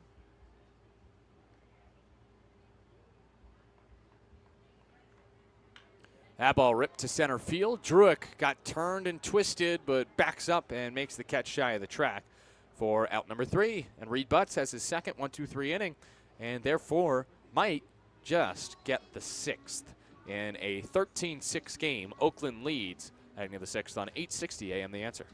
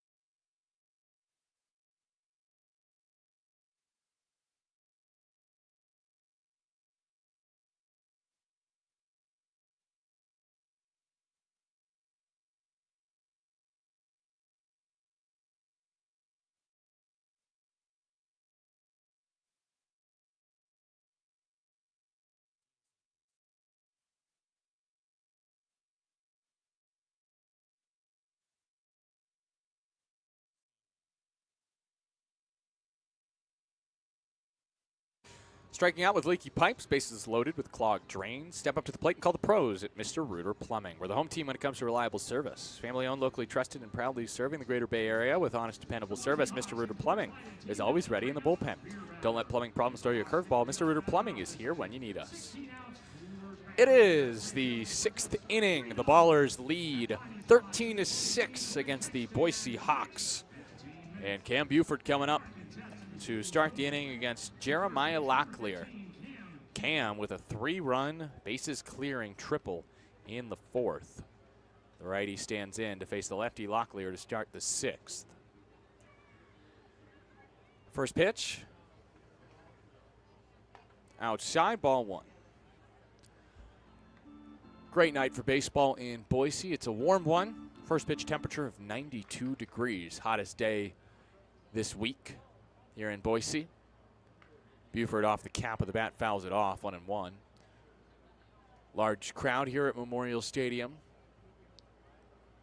And the chairback seats in front of me and behind third and first. Most of them are full. 1-1 popped up, shallow right field. It is caught. It is Jung Goldberg, the second baseman, who goes out to grab it. 1 down, base is empty for Lou Helmick, who's 1 for 3 with an RBI single in that 7-run 4th inning. Top of the 6th, 13-6, Oakland leads because of their 2nd inning in the series through 2 games that they've scored at least 7 runs, because they had an 8-run 6th yesterday. Don't think they're going to get another 8-run 6th here. Helmick takes a first pitch ball, 1-0. It's a mostly cloudy day, really. At least now it is. Sun is still shining, though, especially on the Boise foothills beyond the outfield. Helmick hits one sharply down the right field line. Nice job by the first base umpire. Gave a little leap there, like James Collier shagging balls in batting practice. It's really a funny sight to behold. If you ever get to watch the Ballers take BP, watch James Collier, who's one of the pitchers in the outfield. 1-1. Helmick with a clout to right field, but foul. That was blasted. 107 off the bat. 420 feet to right, but it was so far in that he just hit it foul. And he calls time. It's 1-2. Kids still playing at that bouncy slide out in left field in the kids zone. There's also a basketball hoop out there at Memorial Stadium. Helmick with a wave and a miss and strikes out after nearly homering to right. Second strikeout for Locklear. After he got the 5th, he's attempting to pitch a 1-2-3 6th to match Reed Butts' bottom of the 5th. No action in the pen for Oakland. So that means Reed Butts gets the 6th. He's definitely settled down. Only 1 run allowed after the 2nd inning. Here's Dylan Tatum. He hits one off the end of the bat. Jelly. Oh, no, this might fall. No, it's caught. It's Darden, the shortstop, who makes a slide and grab out in left field. 1-2-3 inning for Locklear. And Tatum just hit it off the end of the bat for out number 3. Home 6th we go, 13-6. Oakland leads Boise on 860 AM The Answer.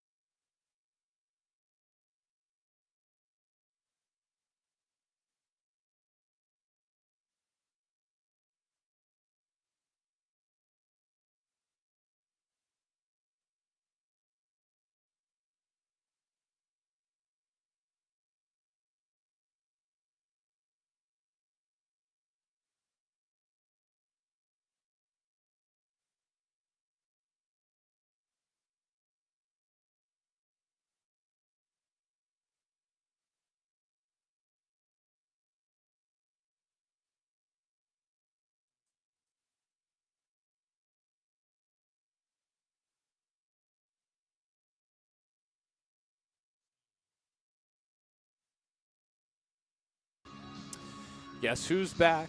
Back again. Reed Butts back out for the bottom of the 6th inning. Ballers lead 13-6. Reed, if nothing else, will give you length. He went 5 1/3 Wednesday. He pitches into the 6th for the 2nd straight start.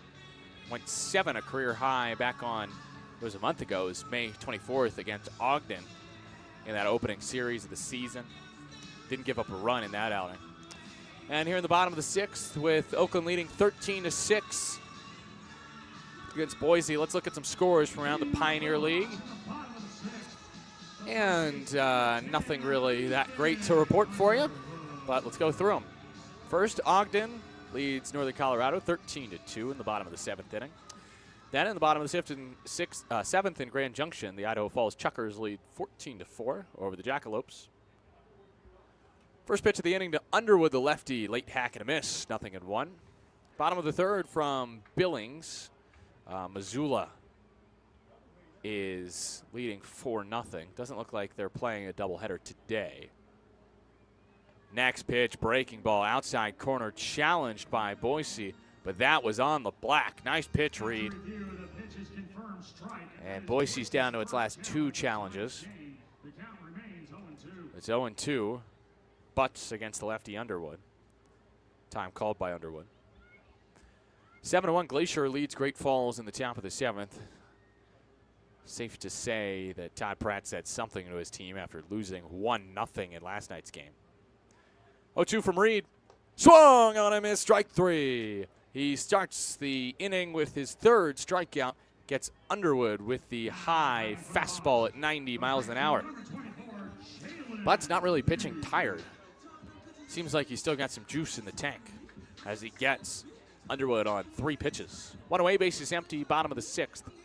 And Jalen Lee at the plate, 0 for 1 with a walk in this game.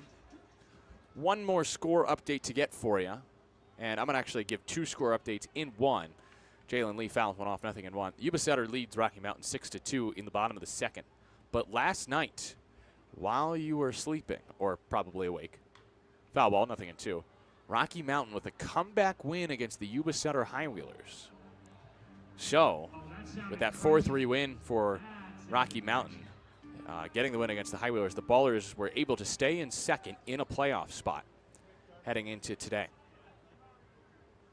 0-2 laced into the right center field gap. This could be extra bases for Lee, and it will be. It rolls to the wall. Lee has a triple on his hands if he stays on his feet. The throw from Harris is late.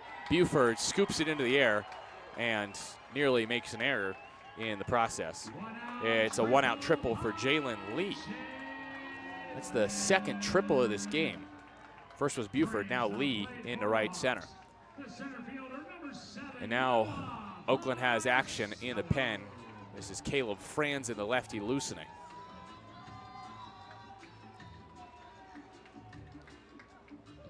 One out in the inning after the Jalen Lee triple to right. Just 92 off the bat, but just carried into the gap. First pitch to Marcelo, swatted foul, the high fastball at the eyes, and he fouls it off to the right, out of play. Marcelo, leadoff man, 2 for 3 in the game, doubled last time. A scorching double off the wall in left over Helmick's head.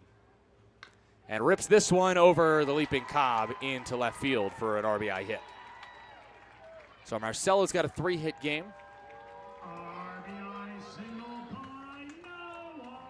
Jalen Lee scores.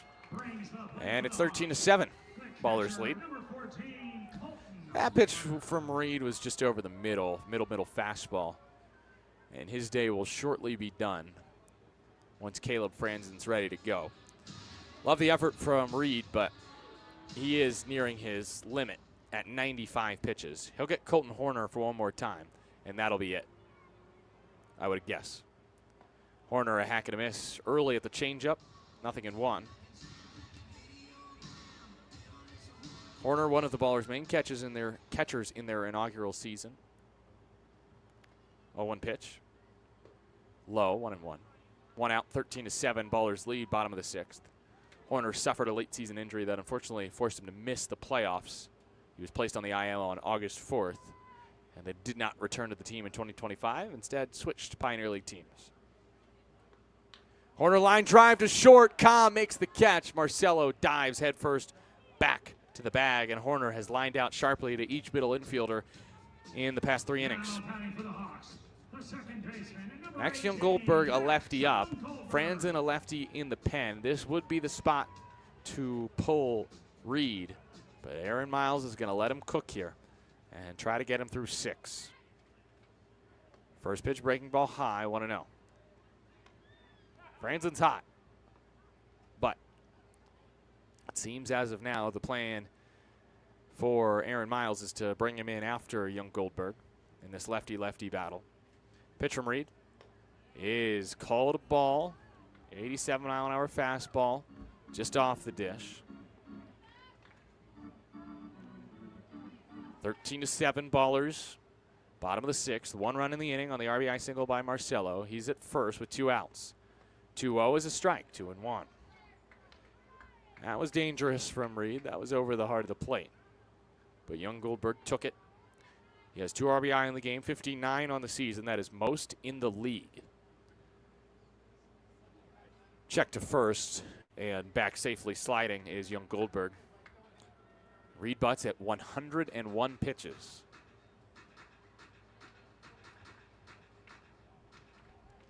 Young-Goldberg has been productive in all 3 at-bats today, the lefty, from the Bay. Swings early at the changeup, 2-2. You can tell Reed wants this last out. Runner at first. Butts trying to get through 6. 13-7, Ballers lead. Young-Goldberg, one of the best hitters in the league, standing in on the left side.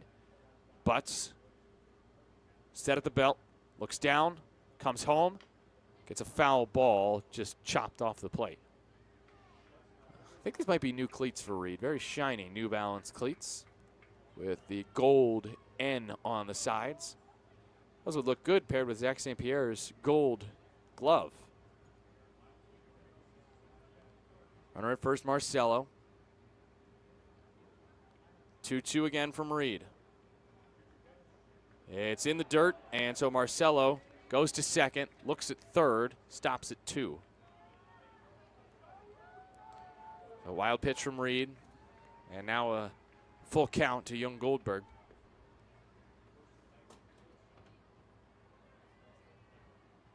Just a .247 hitter last year, .361 this season. Has already driven in 5 through 2 games in this series. Lefty-lefty battle. What does Reed go with here on 3-2? Pitch is lined in a left field base hit. Quickly to it, Helmick. His throw home is a good one. And the tag is applied. Out the call at home. Marcelo is out. Lozano checking on him. Helmick with a dart from left. And that is how Reed Butts' day ends. He gives up a hit to Max Young-Goldberg, who has a 3-hit game. But Marcelo, with all his speed, is erased at home by Lou Helmick with the outfield assist. And the score remains 13-7. Ballers in front. We go to the 7th here from Memorial Stadium on 860 AM The Answer.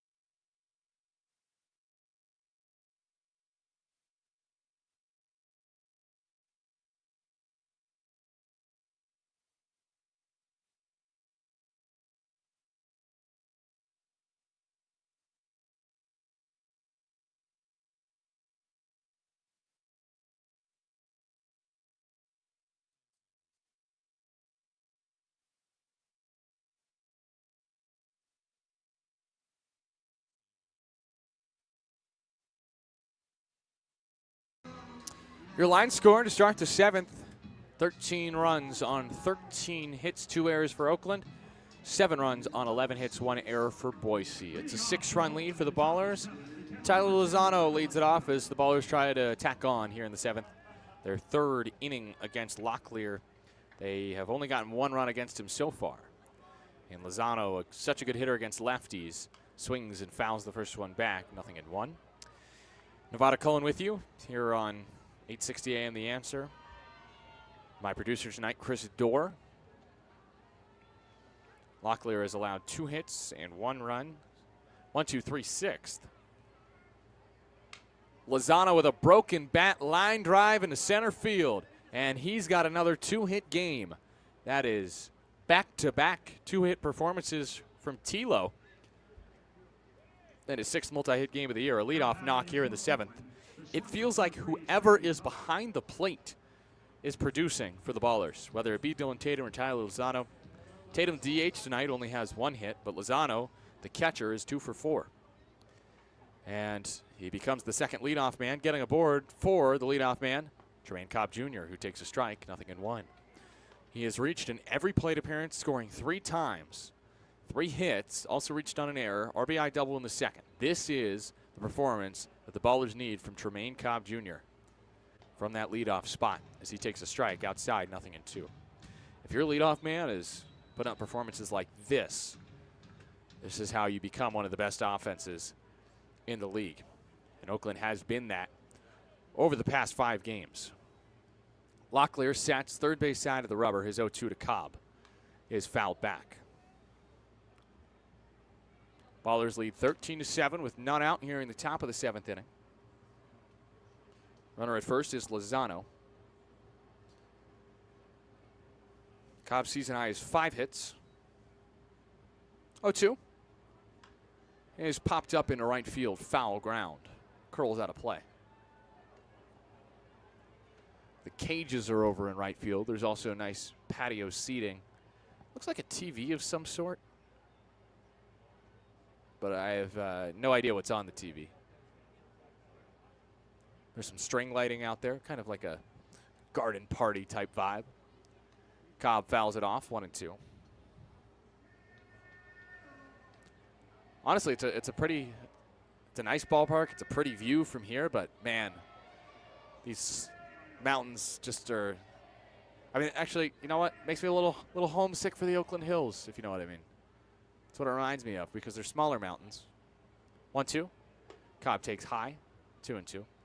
They're not as majestic as the mountains of Ogden or Kalispell. They're Glacier National Park.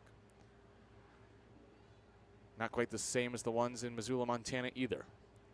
But still, everywhere the Ballers have gone so far this year, they've played at elevation a bunch away from home.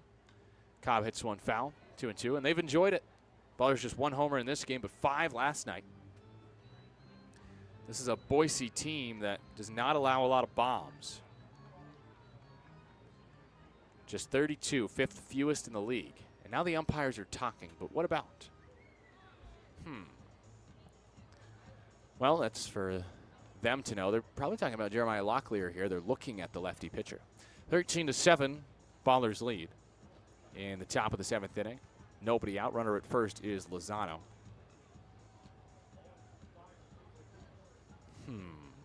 No signal from the umpires. I think they're confirming the count. They're saying it's 1-2 on Trey instead of 2-2. They were confused about the count. It had said 2-2 on the scoreboard. I didn't remember there being a second ball.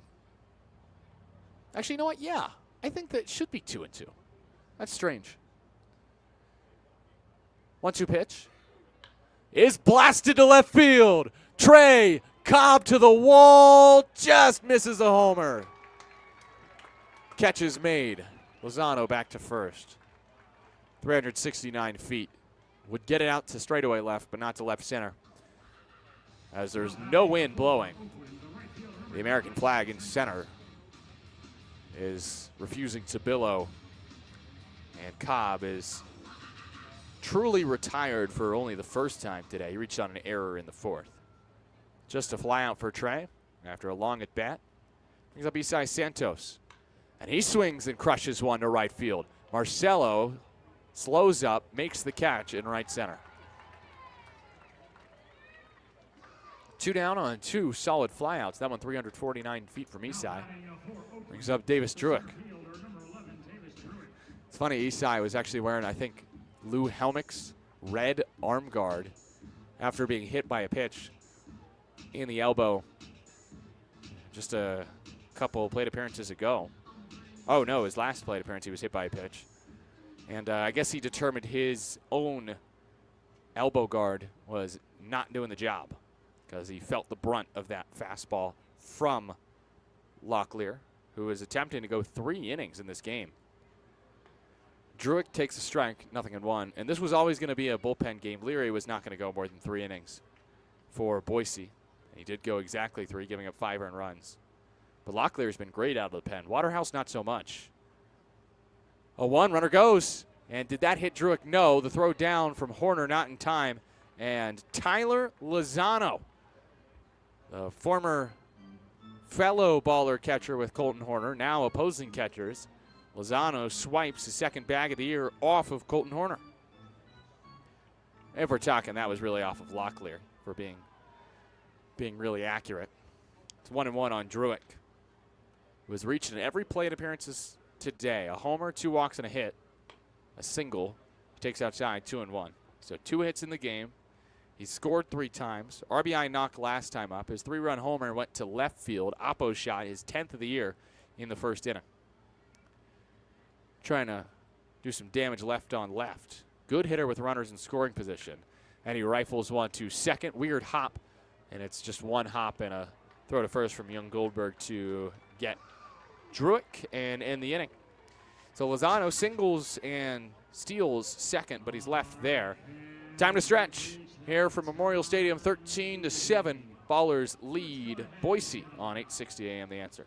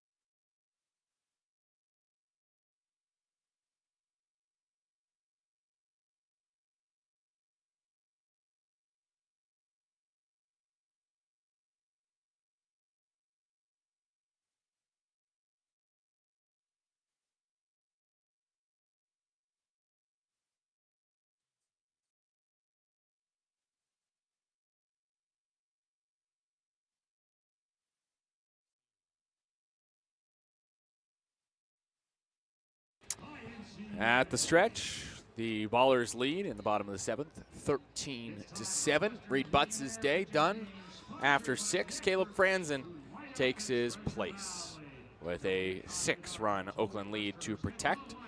Franzen, the lefty, pitched Sunday against Glacier, just got an out, no hits, no runs. 24-year-old from West Lynn, Oregon, 5.17 ERA, 2-0 record, 12 appearances, 15 2/3 innings, 16 hits, 3 walks, and 20 strikeouts. Comes in for Reed Butts. Great performance from Reed today to even go 6 after a tough start in which he gave up 5 runs in the first couple innings. And the final line looks like this: 6 innings, 11 hits, 7 runs, 6 earned, 3 walks, and 3 strikeouts. It's also in the bottom of the 7th inning, time for the wide world of baseball as we talk about the hometown of Taylor Darden, who's at the plate. Right-handed hitter is 1 for 2 today. He's from Las Vegas, Nevada, or Nevada, as Darden swings and misses, 0-1. It's also the hometown of Boise's Paul Myro IV and my namesake. I have a love-hate relationship with the Sin City for obvious reasons. It's located in Clark County, Nevada, near the southern tip of the state. Situated in a basin on the floor of the Mojave Desert, surrounded by mountain ranges. Las Vegas native Taylor Darden, the righty, waiting for the pitch from Franzen. Swings and flies it to right field. Santos back at the track, at the wall, makes the catch, and then lightly brushes up into the fence. And the Las Vegas native flies out, 0-1. Population of 660,000 as of 2023, which made it the 24th most populous city in the U.S. Las Vegas, known primarily for its gambling, shopping, fine dining, entertainment, and nightlife. Most of these venues located in downtown Las Vegas or the Strip, which is outside city limits, in unincorporated Paradise and Winchester, a couple towns outside of Vegas technically. First pitch inside on Begora, 1-0, after the Vegas native Darden flies out to right. Begora is 1 for 3 in the game, facing the lefty Franzen, 13-7, Ballers lead, bottom of the 7th. Next pitch is flown into right center field. Santos got a great jump and is able to stop before making the catch, 2 down. Vegas has a bunch of sports teams now. The Raiders obviously moved there. The Vegas Golden Knights expansion team I believe won a Stanley Cup. They at least made it there. They, in their first season, the Golden Knights were like immediately good. Founded in 2017. First pitch is a ball. They did win the Stanley Cup. That was 2022-2023. That's what I thought. More sports teams in Vegas. The Las Vegas Aces of the WNBA. 1-0 swing and a miss, 1-1. Las Vegas Aviators, which is the AAA affiliate of the A's. And then the Las Vegas Lights. That's my favorite Vegas team, is the Lights. USL Championship. I believe owned by Jose Bautista. 1-1 to Jake Jelly. Swing and a miss, 1-2. It's the home of UNLV, where Myro played. Paul Myro not in the lineup today for Boise. Also, Chris Bryant and Bryce Harper from Vegas. And Barry Zito, the Big Z, born in Las Vegas. Former A and Giant. 1-2. Jelly takes in the dirt, 2-2. So see, Vegas isn't all that bad. There are some good things about it. My parents were married there, so even though there's some negative things attached with Vegas, it's always going to have a soft spot in my heart. 2-2. Tap foul.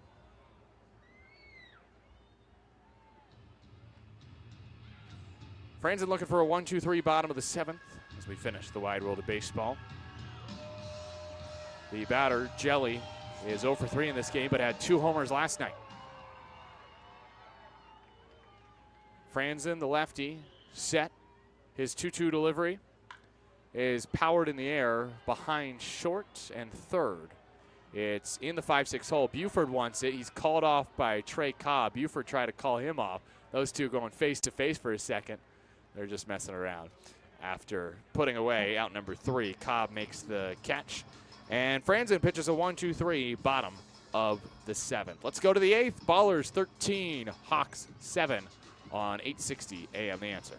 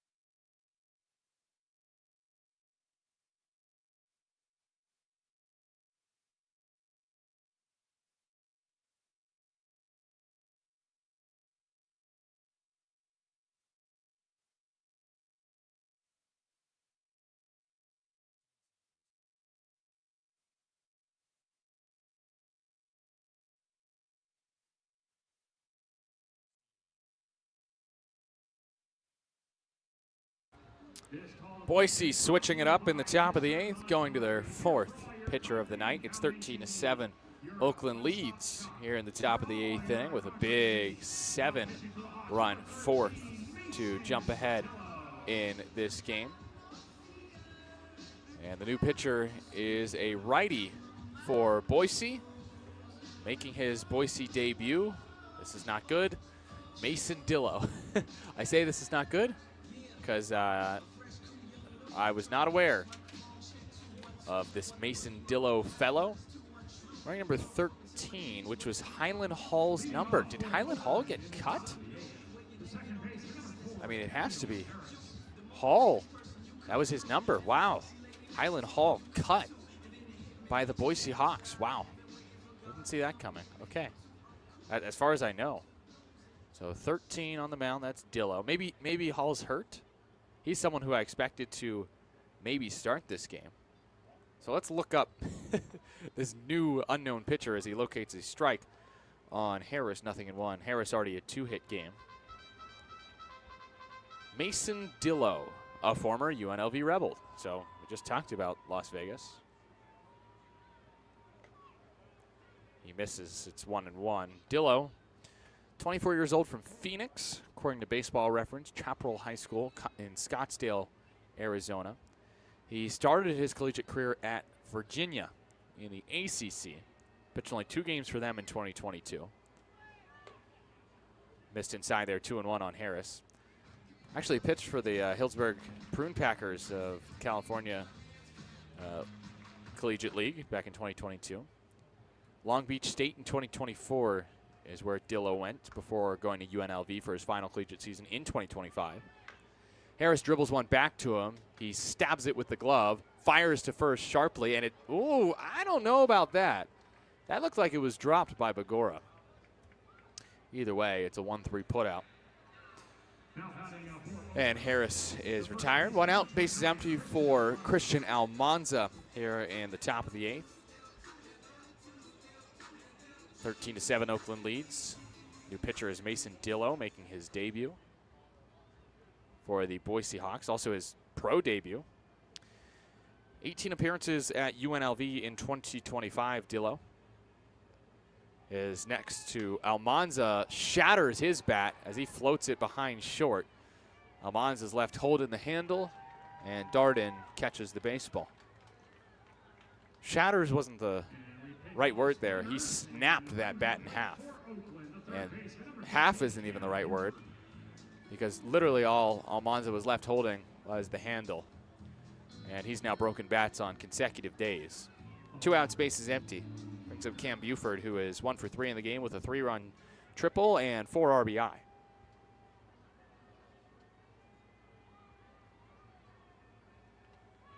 Buford first pitch hack, 0-1. Dillo the righty, 27 1/3 in 18 appearances, made 1 start for UNLV. 28 hits in 27 1/3 innings, 20 runs, 19 earned, 16 walks, 27 Ks. 0-1. Buford, line drive, right field, base hit, and Cam's got a 2-hit ball game. A 2-out single into right from Cam. That is his 12th multi-hit game of the season. Brings up Lou Helmick. Helmick 1 for 4 with an RBI single today. Ballers lead 13-7 in the top of the 8th inning. 2 outs, runner on first is Buford. Helmick, the lefty, stands in. Righty, Dillo from the stretch. Misses in the dirt, 1-0. Ballers lead by 6 because of a 7-run 4th inning. The game was tied 5-5 at the time. They took a 12-5 lead, and they hope that's enough. They need to get 6 outs. They lead by 6. 1-0, Dillo kicks, fires, runner takes off. The pitch is low for a ball. The throw from Horner gets into center field. Buford safe at second, takes off for third. No throw there. So that is a stolen base for Buford and an error, I guess, on the throw from Colton Horner, former baller. And now Lou Helmick with a base hit would help the Ballers to double the Hawks total. It would put Oakland in front by 14-7, a 7-run margin. See what Lou can do here. Lefty, red barreled bat, red arm guard, 2-0 toss, high, 3-0. Now this is a place for Lou to swing. You're up 6, and the lefty can hunt a fastball here. He attacked one last night. I think it was a first pitch heater in the 8th inning for a home run. And on 3-0, he takes ball 4 way off the plate. So that was not a pitch to attack. Helmick walks. There are men at the corners for Dylan Tatum. Last chance for him to go yard for a third straight day. Third straight game, actually. Because 2 games ago, that was Sunday in the finale at home against Glacier. Then the Ballers took a 11-hour bus trip to Boise, Idaho. That was on Monday. That travel day didn't seem to affect Tatum, who homered twice again yesterday. Today, though, he's just a measly 1 for 3 with 2 runs scored. Tatum takes a slider just off the plate, 1-0. Mason Dillo, the new pitcher for Boise, after 3 solid innings from Jeremiah Locklear. 1-0.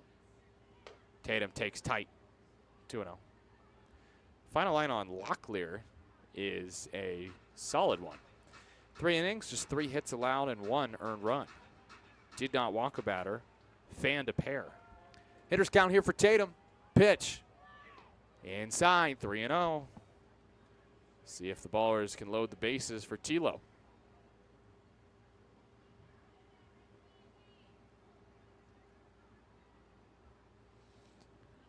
Let's see if Tatum swings here, though, 3-0. Normally, you don't give your 8-hitter the green light, but with Tatum, you never know. Takes a strike inside corner, 3-1. Just the way he has been hitting it the last few games. Wouldn't blame Aaron Miles for giving him the green light. That was a perfect pitch, though, on 3-0 from Dillo on the inside corner. 3-1, Helmick takes a big lead, does not go, and Tatum takes a ball challenged instantly, and that's a strike. Tatum never even made an effort towards first. It would have been ball 4. Boise still has 2 challenges left.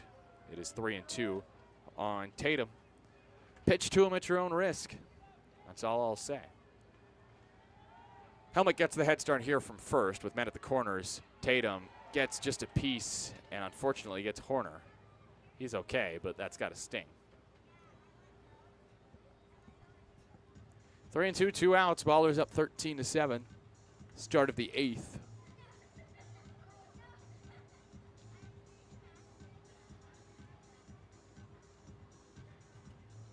I just noticed there's no real lights in this press box. So we're relying purely on the lights from outside. Fortunately, it's still bright out, even though the sun has set. 9:23 local time, 8:23 back in the Bay. Thanks for tuning in. 2 out, 3-2 pitch with men at the corners, and Tatum takes ball 4. It's challenged again. Might as well challenge that. But now Boise is down to its last challenge. It was well above the zone. Tatum walks. Base is full for Tilo. So 2 outs and then single walk for Dillo in his pro debut. So Colton Horner will come calm down the rook. And Tilo, who's a good hitter with runners in scoring position, comes to the plate. He's already 2 for 4 today. And this season he is 6 for 16. That is a .375 batting average, which is higher than his usual batting average. That is with runners in scoring position. Buford, Helmick, Tatum. Those are the runners for the Ballers, who lead 13-7. Trying to break it open here in the top of the 8th. With Tilo at the plate. The righty hitter against the righty pitcher, Dillo, who sets at the belt. His first pitch to Tilo is a strike on the inner half. 0-1. Lozano could have challenged it. He would have been wrong. Didn't look like he wanted to challenge it there. He knows it's not the time. 0-1. Lozano bounces the bat off the right shoulder and gets hit by the pitch and flings the bat down. He's very frustrated that he got hit. He got hit in the knee, and he immediately takes his helmet off. A run scores for Oakland, but that's an afterthought as Tilo is hit by the pitch. I think after further evaluation, he's okay because he just waved off James Harris, who's coming to check on him. Tilo drives in a run the painful way, hit by pitch, RBI. 14-7, Oakland leads. That's the good news. Bad news is Tilo is a bit banged up after getting hit in the knee by an inside fastball at 90 miles an hour. Buford scores Helmick to third, Tatum to second, and the third straight free pass from Dillo brings up Trey Cobb, and Tremaine Cobb Jr. is 3 for 5 in the game and hoping to pick up a fourth hit here. Bases juice for Oakland, up 7. 14-7 in the top of the 8th. First pitch is a breaking ball, called a ball, 1-0. That looked like a strike, but no, it did stay in. Good take from Cobb. Dillo tried to front door the right-handed hitter. 2 outs, bases full for Oakland in the 8th. Cobb cutting a miss, 1-1. That was an inside fastball. Dillo really not shying away from pitching in against these right-handed hitters. Unfortunately, that meant he hit Lozano in the leg. Tilo at first. Tatum and Helmick the other base runners. 8 on the timer, pitch. Cobb checks his swing. Did he go? No. 2-1. Honestly, with the exception of a few calls, it's been a well-umpired game and series so far. 14-7 Oakland in the top of the 8th. 2 outs, bases full for Trey. RBI double earlier in the game. Cobb takes a pitch on the outer half for a strike. 2-2. Got the fastball over the middle, really. Middle away. And he took it. So now he's got to fight. 2-2, 2 outs. Dillo trying to leave him loaded. Cobb nearly hit. 3-2. You can just tell from Dillo that he doesn't have great command. And that is his little bugaboo. He has 3 free passes in the inning. Start the merry-go-round here. Walk, walk, hit by pitch. Have brought home a run. Bases still full with 2 outs in the top of the 8th. Runners go, and Cobb hacks and misses at a fastball off the plate, maybe just a bit. It looked like it would have been on the outside corner. And Cobb strikes out with the bases full. And Dillo gets his first pro K, but hits Lozano to bring home a run in the inning. It's 14-7 Oakland. We go to the bottom of the 8th. On 860 AM, The Answer.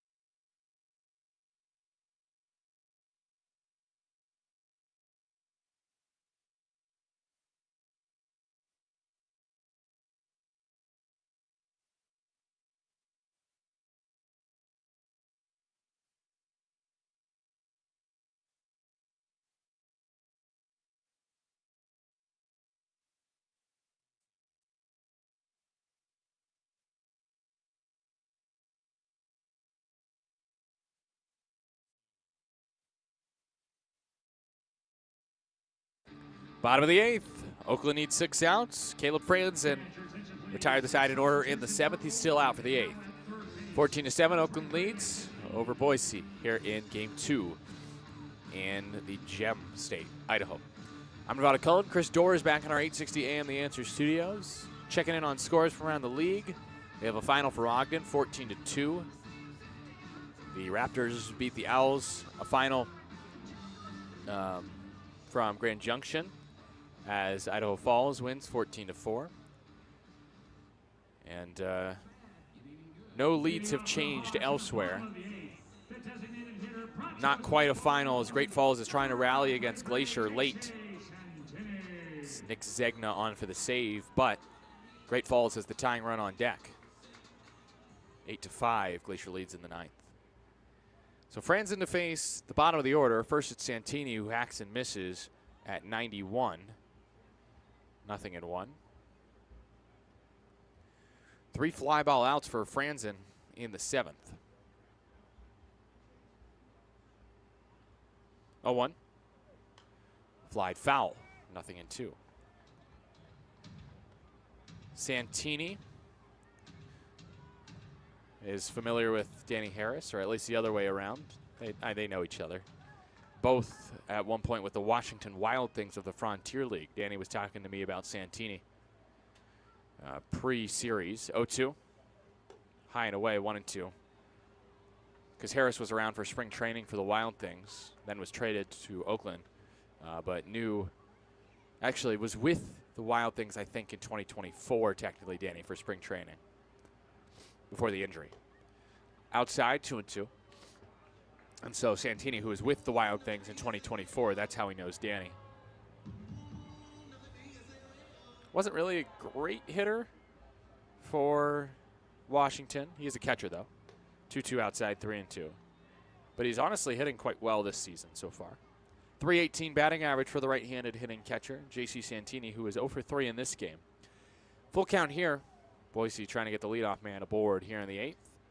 Franz's 3-2 pitch is popped up, angling towards foul ground Almanza. Harris could call him off and does catch it in foul territory. Santini is retired for the 4th time. One away, Franzen has 4 batters faced and has induced 4 fly ball outs. Not that sharply hit either. Next he faces a lefty, Ethan Underwood, who is 1-for-3. Nevada Cullen on site here in Boise. Chris Dorr in our studio, 8:60 a.m. The Answer. 5 on the timer, first pitch from Franzen to Underwood, fouled back, 0-1. If you missed the silky pipes of Tyler Peterson, he will return to his homeland. Just kidding. His homeland is technically the Bay Area. But he did spend a year or two, I think it was 2, in Colorado Springs with the Rocky Mountain Vibes. 0-1 is a high strike, 0-2. And since I will be away for a couple weeks visiting my fiance and her family, Tyler Peterson will be on the road with you next week, reporting live from Colorado Springs. 0-2 from Franzen is just outside the outside corner. A pitcher challenge. We all know how this ends. It's confirmed a ball. Franzen's okay with it. Oakland has 2 challenges left. They have to get the first one right to use the second, because they've used 4 challenges and been right 2 times, wrong twice. 1-2 pitch from Franzen. Bends in, top of the zone, strike 3 call. That was a missed call. That was above the zone. Franzen will take the K, though. As Boise's down to its last challenge, it doesn't want to risk it there. And there is 2 away. That was above the zone ever so slightly. But maybe the challenge by Franzen helped him get the K. Just 1 pitch later. Now it's the 9-hitter, Jalen Lee. 2 outs, base is empty for Boise. And a line drive, broken bat up the middle. The barrel went flying into the infield. Thankfully, the barrel didn't have a high exit velo. Otherwise, it was hooking towards and then away from the pitcher, Franzen. So Jalen Lee has hits in consecutive at-bats. And you know what? This is going to sound crazy after that 2-out single, but I'd much rather Marcelo come up with 2 outs in an inning than to lead off an inning. He's such a good leadoff hitter. And you don't want to start the 9th having to face Marcelo, who has reached in 3 of 4 plate appearances today. A 3-hit game for Marcelo. His season high is 4. First pitch to the righty, swung on and missed, 0-1. I'd rather try my luck with Colton Horner, who's on deck, who needs some more pine tar for his bat. Horner, though, has hit the ball well today. Back-to-back lineouts for the man on deck. 0-1. Marcelo flies it foul behind home over that netting. If you're watching on Flow Sports, several people have pointed out to me a rope that goes out from the press box towards the field of play. And believe it or not, it is not a zip line. I do not use it to go to the bathroom in between innings, as Casey Pratt would suggest. Pitch is high, 1-2. It instead just holds up the netting. I know it's boring, but nobody will be zip lining into the field at any point in this ballgame here at Memorial Stadium. 2 outs, runner on first for Boise, trailing 14-7. 1-2 from Franzen. The lefty kicks and fires. And Marcelo flies it to center field. Hit medium deep. Druick out in left center, puts it away for out number 3. How about Caleb Franzen? Gives up just 1 hit in 2 scoreless frames. And we go to the bottom, or the 9th inning. Let's go to the 9th. 14-7, Oakland over Boise here in Game 2 from Memorial Stadium on 860 AM The Answer.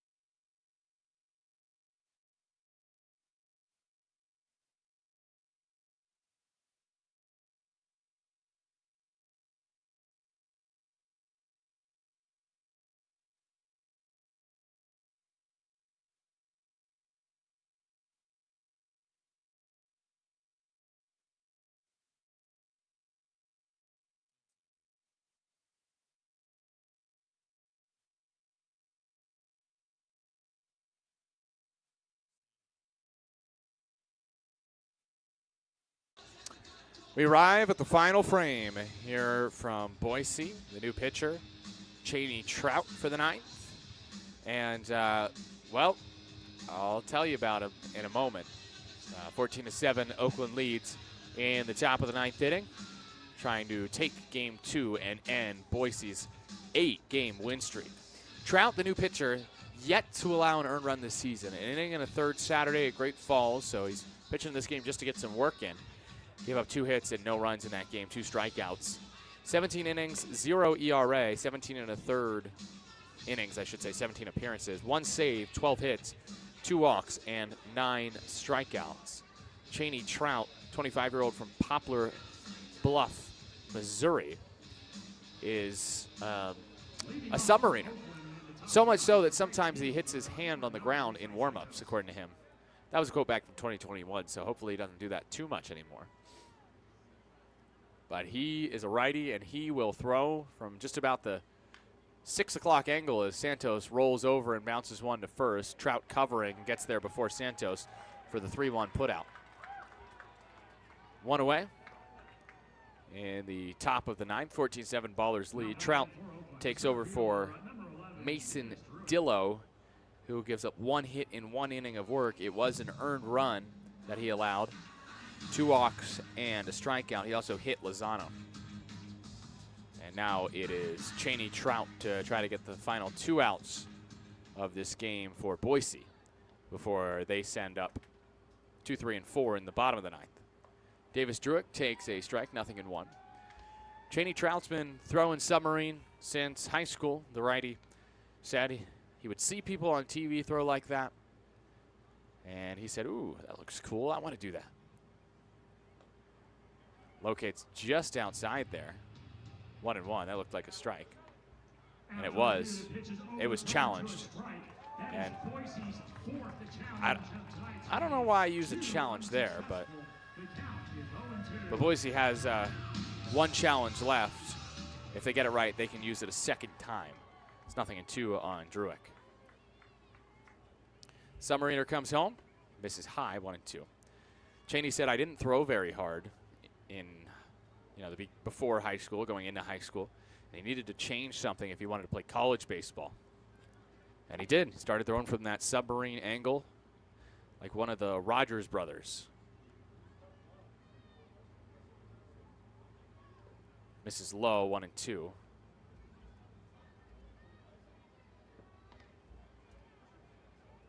Tyler and Taylor Rogers.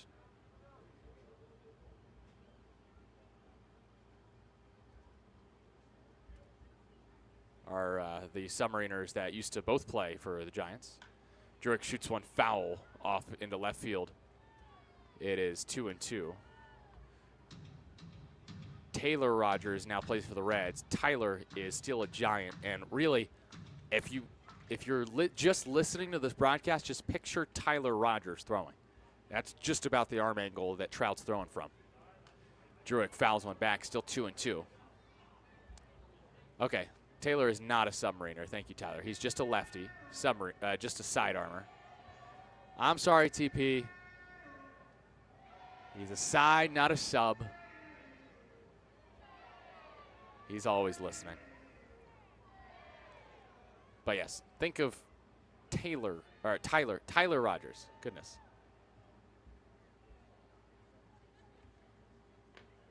Pitch outside, 3-2.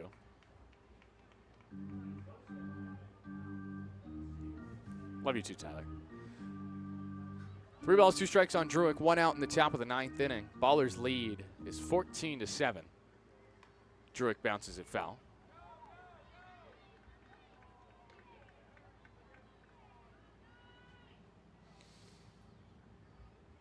Trout again has not allowed an earned run this season. So if Druick were to take him deep here,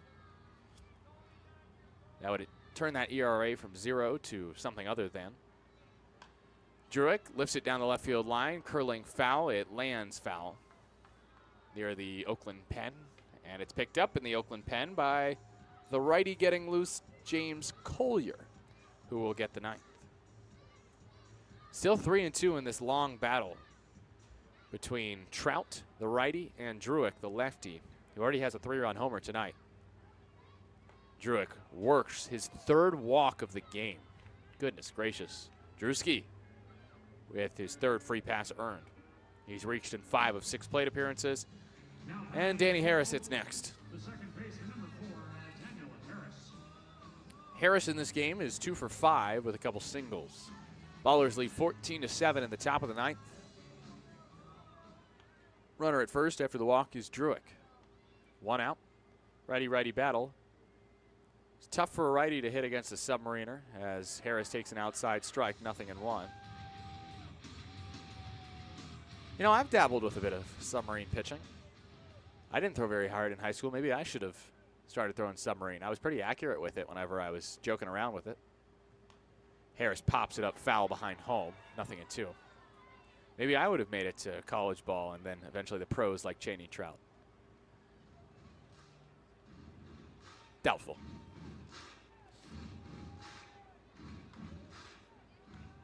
Harris way behind, 0-2. The righty has now 4 straight multi-hit games. Trout misses high and away, not even close. Only 66 miles an hour. That's the fun thing about a submariner. It's sometimes going to be very slow out of the hand. Submarine, really the closest you get in baseball to softball pitching. 1-2. Harris hacks at a slider and fouls it off. Still 1-2.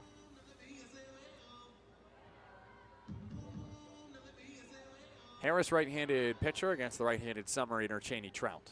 Again, 0 earned runs allowed for Trout this season. The former Eastern Illinois Panther. I'm going to go with Panther. Harris waits back and fouls off another, 1-2. 3 years at Eastern Illinois. He wasn't really a great reliever there, but had 2 solid summers for the Waterloo Bucks of the Northwoods League. Was named a postseason All-Star in 2024. As their closer, he had 7 saves, a 1.55 ERA, 29 innings, 13 hits, 27 Ks. And he gets Harris to pop up to the right side of the infield. Young Goldberg, the second baseman. Oh, no, it drops. And then he'll just throw to second to get Druick. I think he did that purposefully. He just scooted it out of the way of the baseball. Maybe trying to turn 2 there. And so Harris reaches on the fielder's choice. And Druick is retired 4-6. You rarely see an infielder purposefully drop a pop-up. That's why the infield fly was implemented to prevent such a play happening and resulting in a double play. Harris obviously made it to first. And so, no harm, no foul. Almanza takes way inside, 1-0. Facing Trout. Almanza is just 1 for 5 today. It's been a slow day at the office for Christian Almanza, who had 3 straight 2-hit games entering tonight. Almanza fouls one back, 1-1. 14-7 baller lead. Top of the 9th, 1 out. Runner at first is Harris. 2 outs, actually. Almanza at the plate. Last time up, popped up to shortstop. Trout, the righty, the submariner. He might go over the top. No, another submarine pitch on the outside for ball 2. I've seen in the past guys throw from either a sidearm or submarine slot and then all of a sudden throw overhand and then kind of go back and forth between the two. I had a high school teammate, Nate Treat, who did that. Swing and a miss from Almanza, 2-2. But Trout is a tried and true submariner. 1 pitch away from the bottom of the 9th. 2, 3, and 4 due up for Boise. Oakland hoping to end their 8-game win streak. 2-2 toss. Almanza hits it sharply down the third base line. It's fair. He's got 4 straight 2-hit games. Harris hustling for third. He slides in head first. Almanza hustles out a double. That is Christian's 10th double of the season. Ballers get runners at second and third with 2 outs in the 9th. So here we go. Chaney Trout against Cam Buford's spot in the order. Nick Leahy will get a pinch hit at bat. And if Leahy gets an RBI here, it'll be the first earned run allowed of the season for Chaney Trout. Nice to see Leahy get an at bat. Has not played since Sunday against Glacier. He went 2 for 4 in that game with a walk, scored twice. First pitch taken low, 1-0. Second and third for the Ballers, trying to add on here in Boise. 2 outs in the top of the 9th and a 7-run Baller lead. Leahy, just 22 years old, takes ball 2 just south of the zone. I don't think that Trout really wants to face Lou Helmick on deck. Something tells me that Lou Helmick has seen some funky pitchers in his day. Helmick has played all over the world. 2-0. Leahy takes a tantalizing breaking ball that stays above the zone. Last 3 pitches have all just missed, either too high or too low. And if Trout walks the pinch hitter Leahy, bases are loaded for Helmick. 3-0, Leahy takes strike 1 just on the outside corner. 3-1, Leahy can swing away here. That was a good slider from Chaney Trout, who wants to protect that 0 ERA. Hitters count for Leahy. He takes strike 2 at the top of the zone. Man, it's so tricky to hit a submariner who's pumping in 64. He's thrown 64 on 3 straight pitches, all breaking balls. Payoff next. Leahy takes ball 4 low.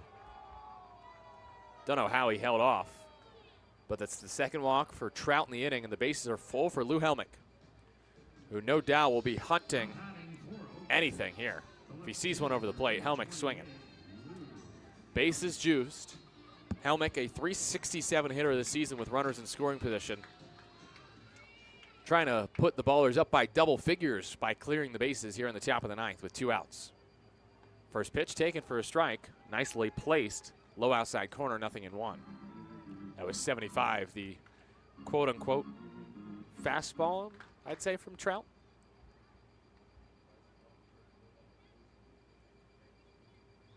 Helmick takes high and away, 1-1.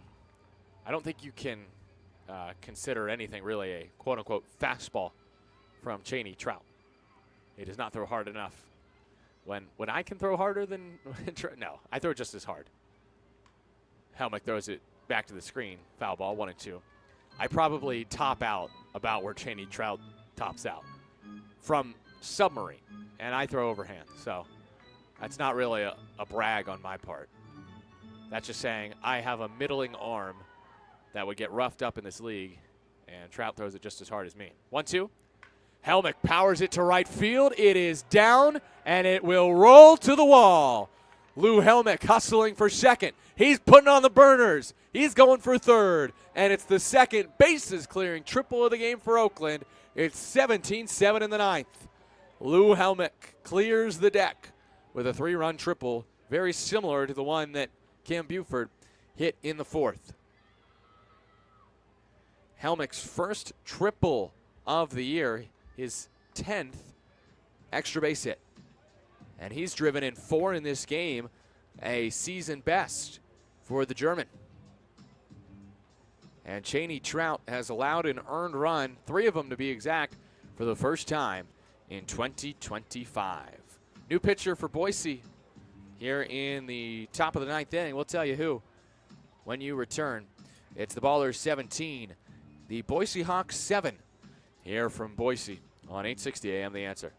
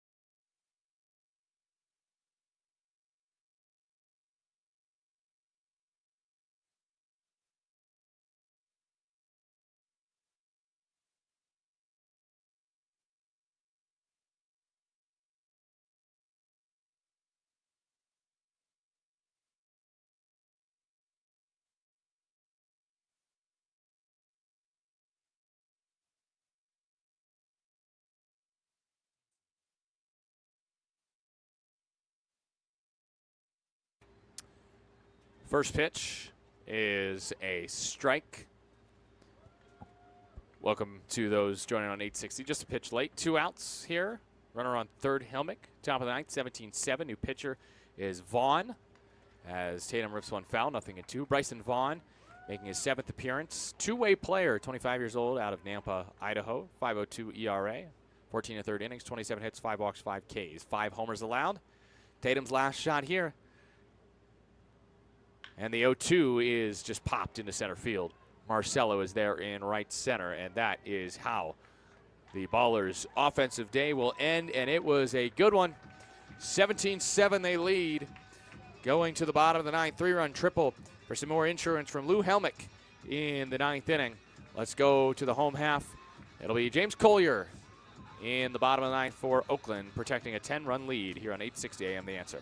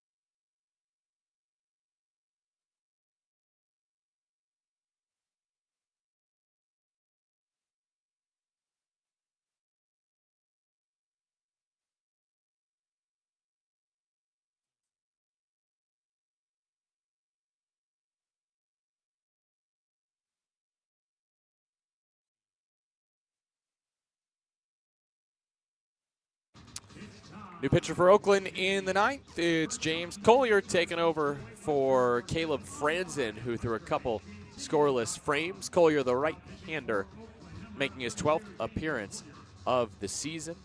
Oakland leads 17-7, bottom of the 9th. 5.4 ERA for Collier, 2-0 record, 13 1/3 innings, 13 hits, 8 earned runs, 7 walks, 20 strikeouts for the 26-year-old righty from Hayward, California, who last pitched Saturday against Glacier.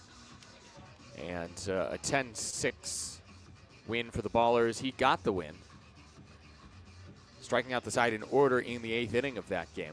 A 10-6 Oakland win. So Collier on for his 12th appearance of the season, relieving Caleb Franzen, who was pretty sharp. Franzen goes 2, allows just 1 hit, no runs, no walks, and a strikeout.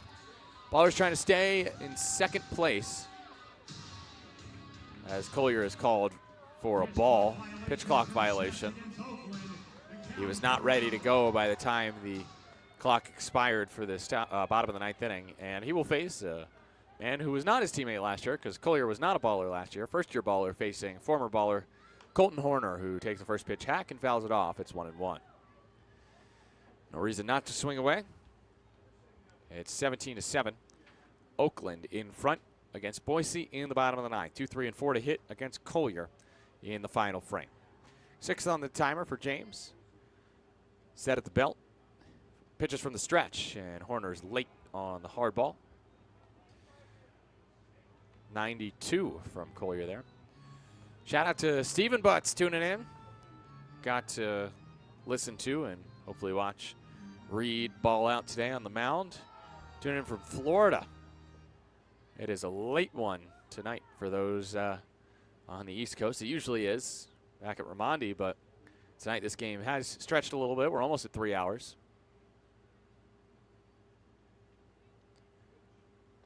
Two-strike pitch is low, 2-2.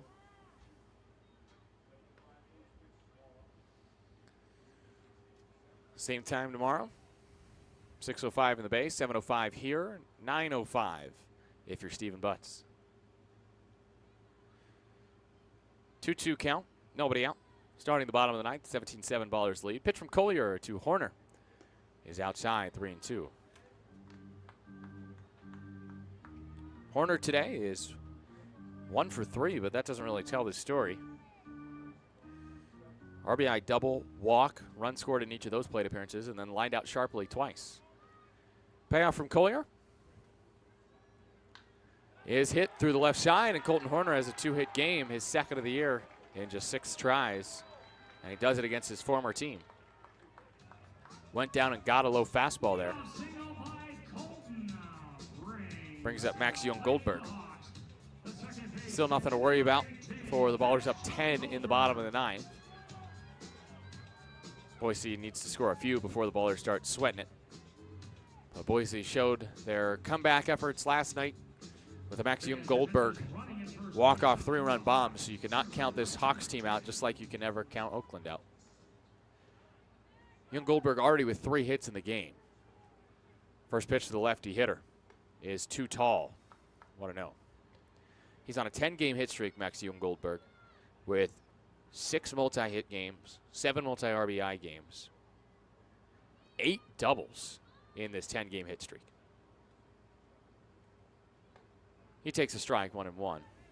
Also has driven an 18 in that span. Just 1 homer. That was yesterday with that walk-off 3-run bomb. 59 RBI, that's most in the Pioneer League. 12 homers, tied for second. And he lines one into center field. What else is new? Base hit for Young Goldberg. Stopping at second is Horner. Boise down bad, but not out. Back-to-back hits off of Collier to start the ninth. Brings up Taylor Darden. So Young Goldberg ties his season high with 4 hits tonight. There is no slowing him down. Ballers' best attempts at slowing Boise down will be sending Zach St. Pierre to the hill tomorrow. First to the righty Darden. From the righty Collier is ball 1, just north. That one just missed the zone. 1-0. Darden against Collier with 2 on and nobody out for Boise. Here in the bottom of the ninth, 17-7. Oakland leads by 10. Darden takes a high strike. This one on the inside corner. 1-1. Darden played at McNeese State at 2023. Well, what does that mean? It means he's eligible to be an Oakland Baller. Why do I say that? Well, just look at his teammates at McNeese State. 1-1 pitch. A strike, 1-2. How about Derek Cherry, Josh Leslie, Brad Burkell, Peyton Hardin? That's right. All 4 of them were coached by Justin Hill at McNeese State in 2023. Darden, that was his last collegiate season. He did not start there. It was his only year at McNeese State. 1-2. Bounces it to short. Cobb goes to second. Throw to first is just in time. 6-4-3 twin killing. 2 away here in the ninth. Not bad for Collier. That's exactly what you want after letting the first 2 on as a double play. As Horner goes to third. The sure thing was that out at third. But why not go for the double play there if you're Trey Cobb? Pinch hitter now for Bagora, it's Joey Califoot. former member of the Polish national baseball team at the plate. 2 outs, 17-7 Ballers, 1 out away from a 10-run win over Boise. First pitch, a strike, bottom of the zone, 0-1. This is not a season high in runs for the Ballers, for it was not long ago in which they scored a whopping 22 runs against Ogden on June 14th. Pitch inside, 1-1 on Califoot. Go figure, that was also the last time Trey Cobb had a multi-hit game, and guess who had 3 hits tonight? That's right, Tremaine. 1-1 on the pinch hitter, Califoot. Collier hoping for a scoreless 9th. 2 outs in the frame, runner on third is Horner. Califoot takes low, 2-1. Boise with this loss will fall to 20-12, which is still very much in the running for a playoff spot. Oakland, meanwhile, will improve to 22-10. 2-1 from Collier to Califoot. Pitch is powered to left field. Helmick started in, then races back. He's got time and makes the catch in left to end it. The Ballers bombard Boise with 17 runs and 17 hits. They win by 10 tonight. Final score 17-7 here from Memorial Stadium. A 7-run fourth powers the Ballers to the victory. Let's step aside, post-game show when you return here on 860 AM The Answer.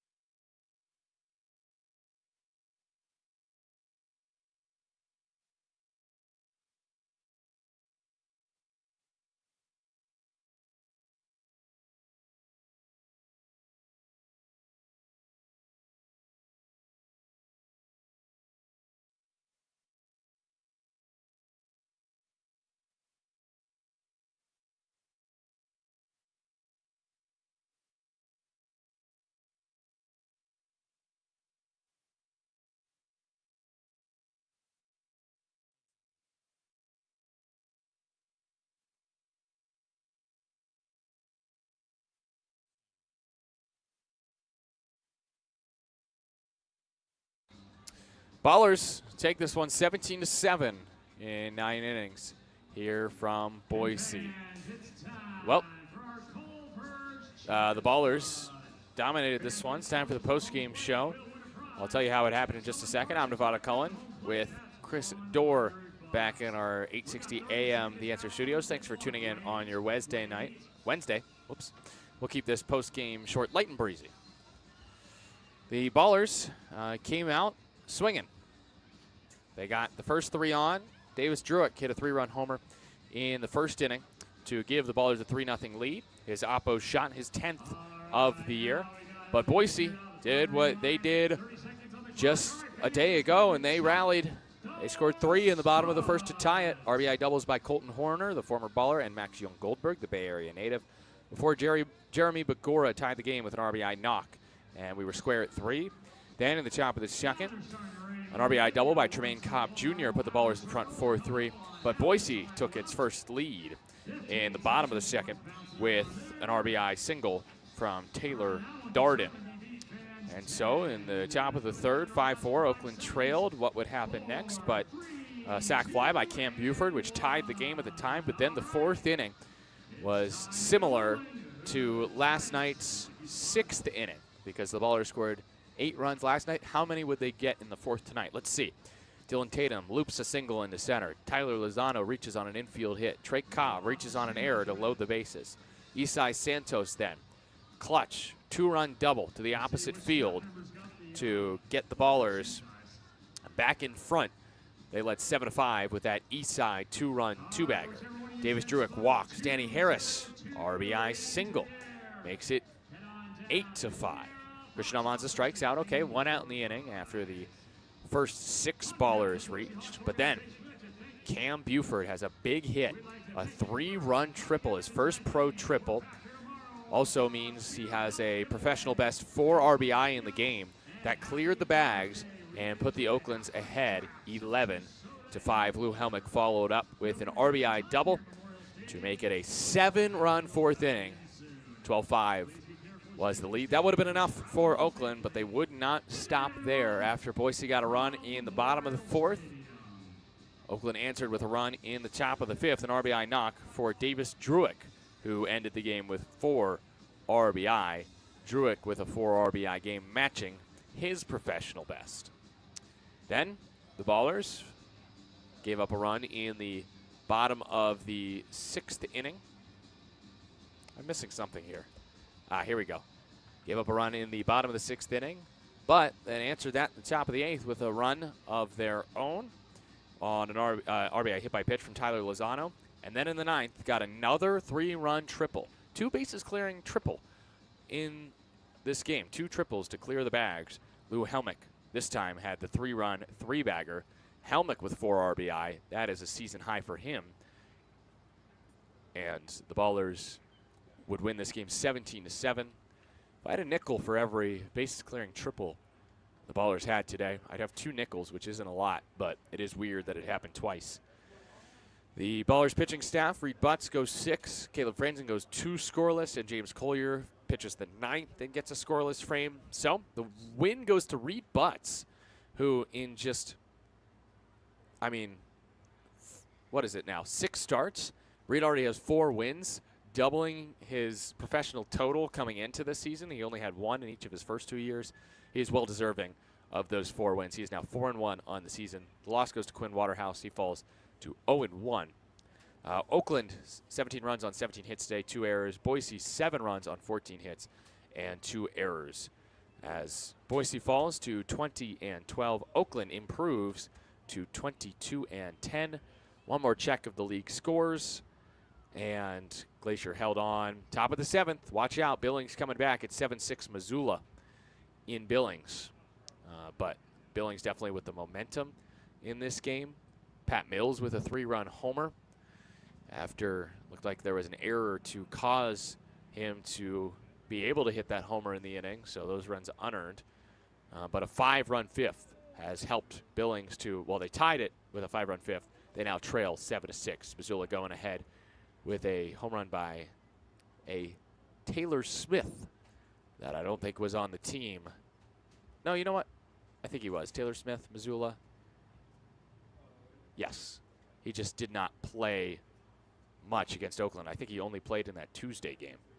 Maybe he played on Sunday as well. Either way, Missoula, they're in first right now, but Billings trying to come back. And interesting game in Yuba Setter. The Highwheelers lead 12-8 in the top of the 6th. So as it stands now, the Ballers will remain 2nd place in the Pioneer League with a chance, if Missoula loses, to be once again tied for 1st in the Pioneer League heading into Thursday. Well, that does it for today's broadcast here from Boise, Idaho. Our final score, Ballers 17, Hawks 7, a final in 9 innings. Big thanks to those who helped make the broadcast possible, including Ballers co-founders Paul Friedman and Brian Carmel, Ballers assistant general manager Tyler Peterson. How about we give general manager Laura Geist a shout tonight? Brendan Colthurst, Isabel Haberman, and Chris Dorr back in our 860 AM The Answer studios. Also big thanks to you, the listener. And we'll have more baseball coming up.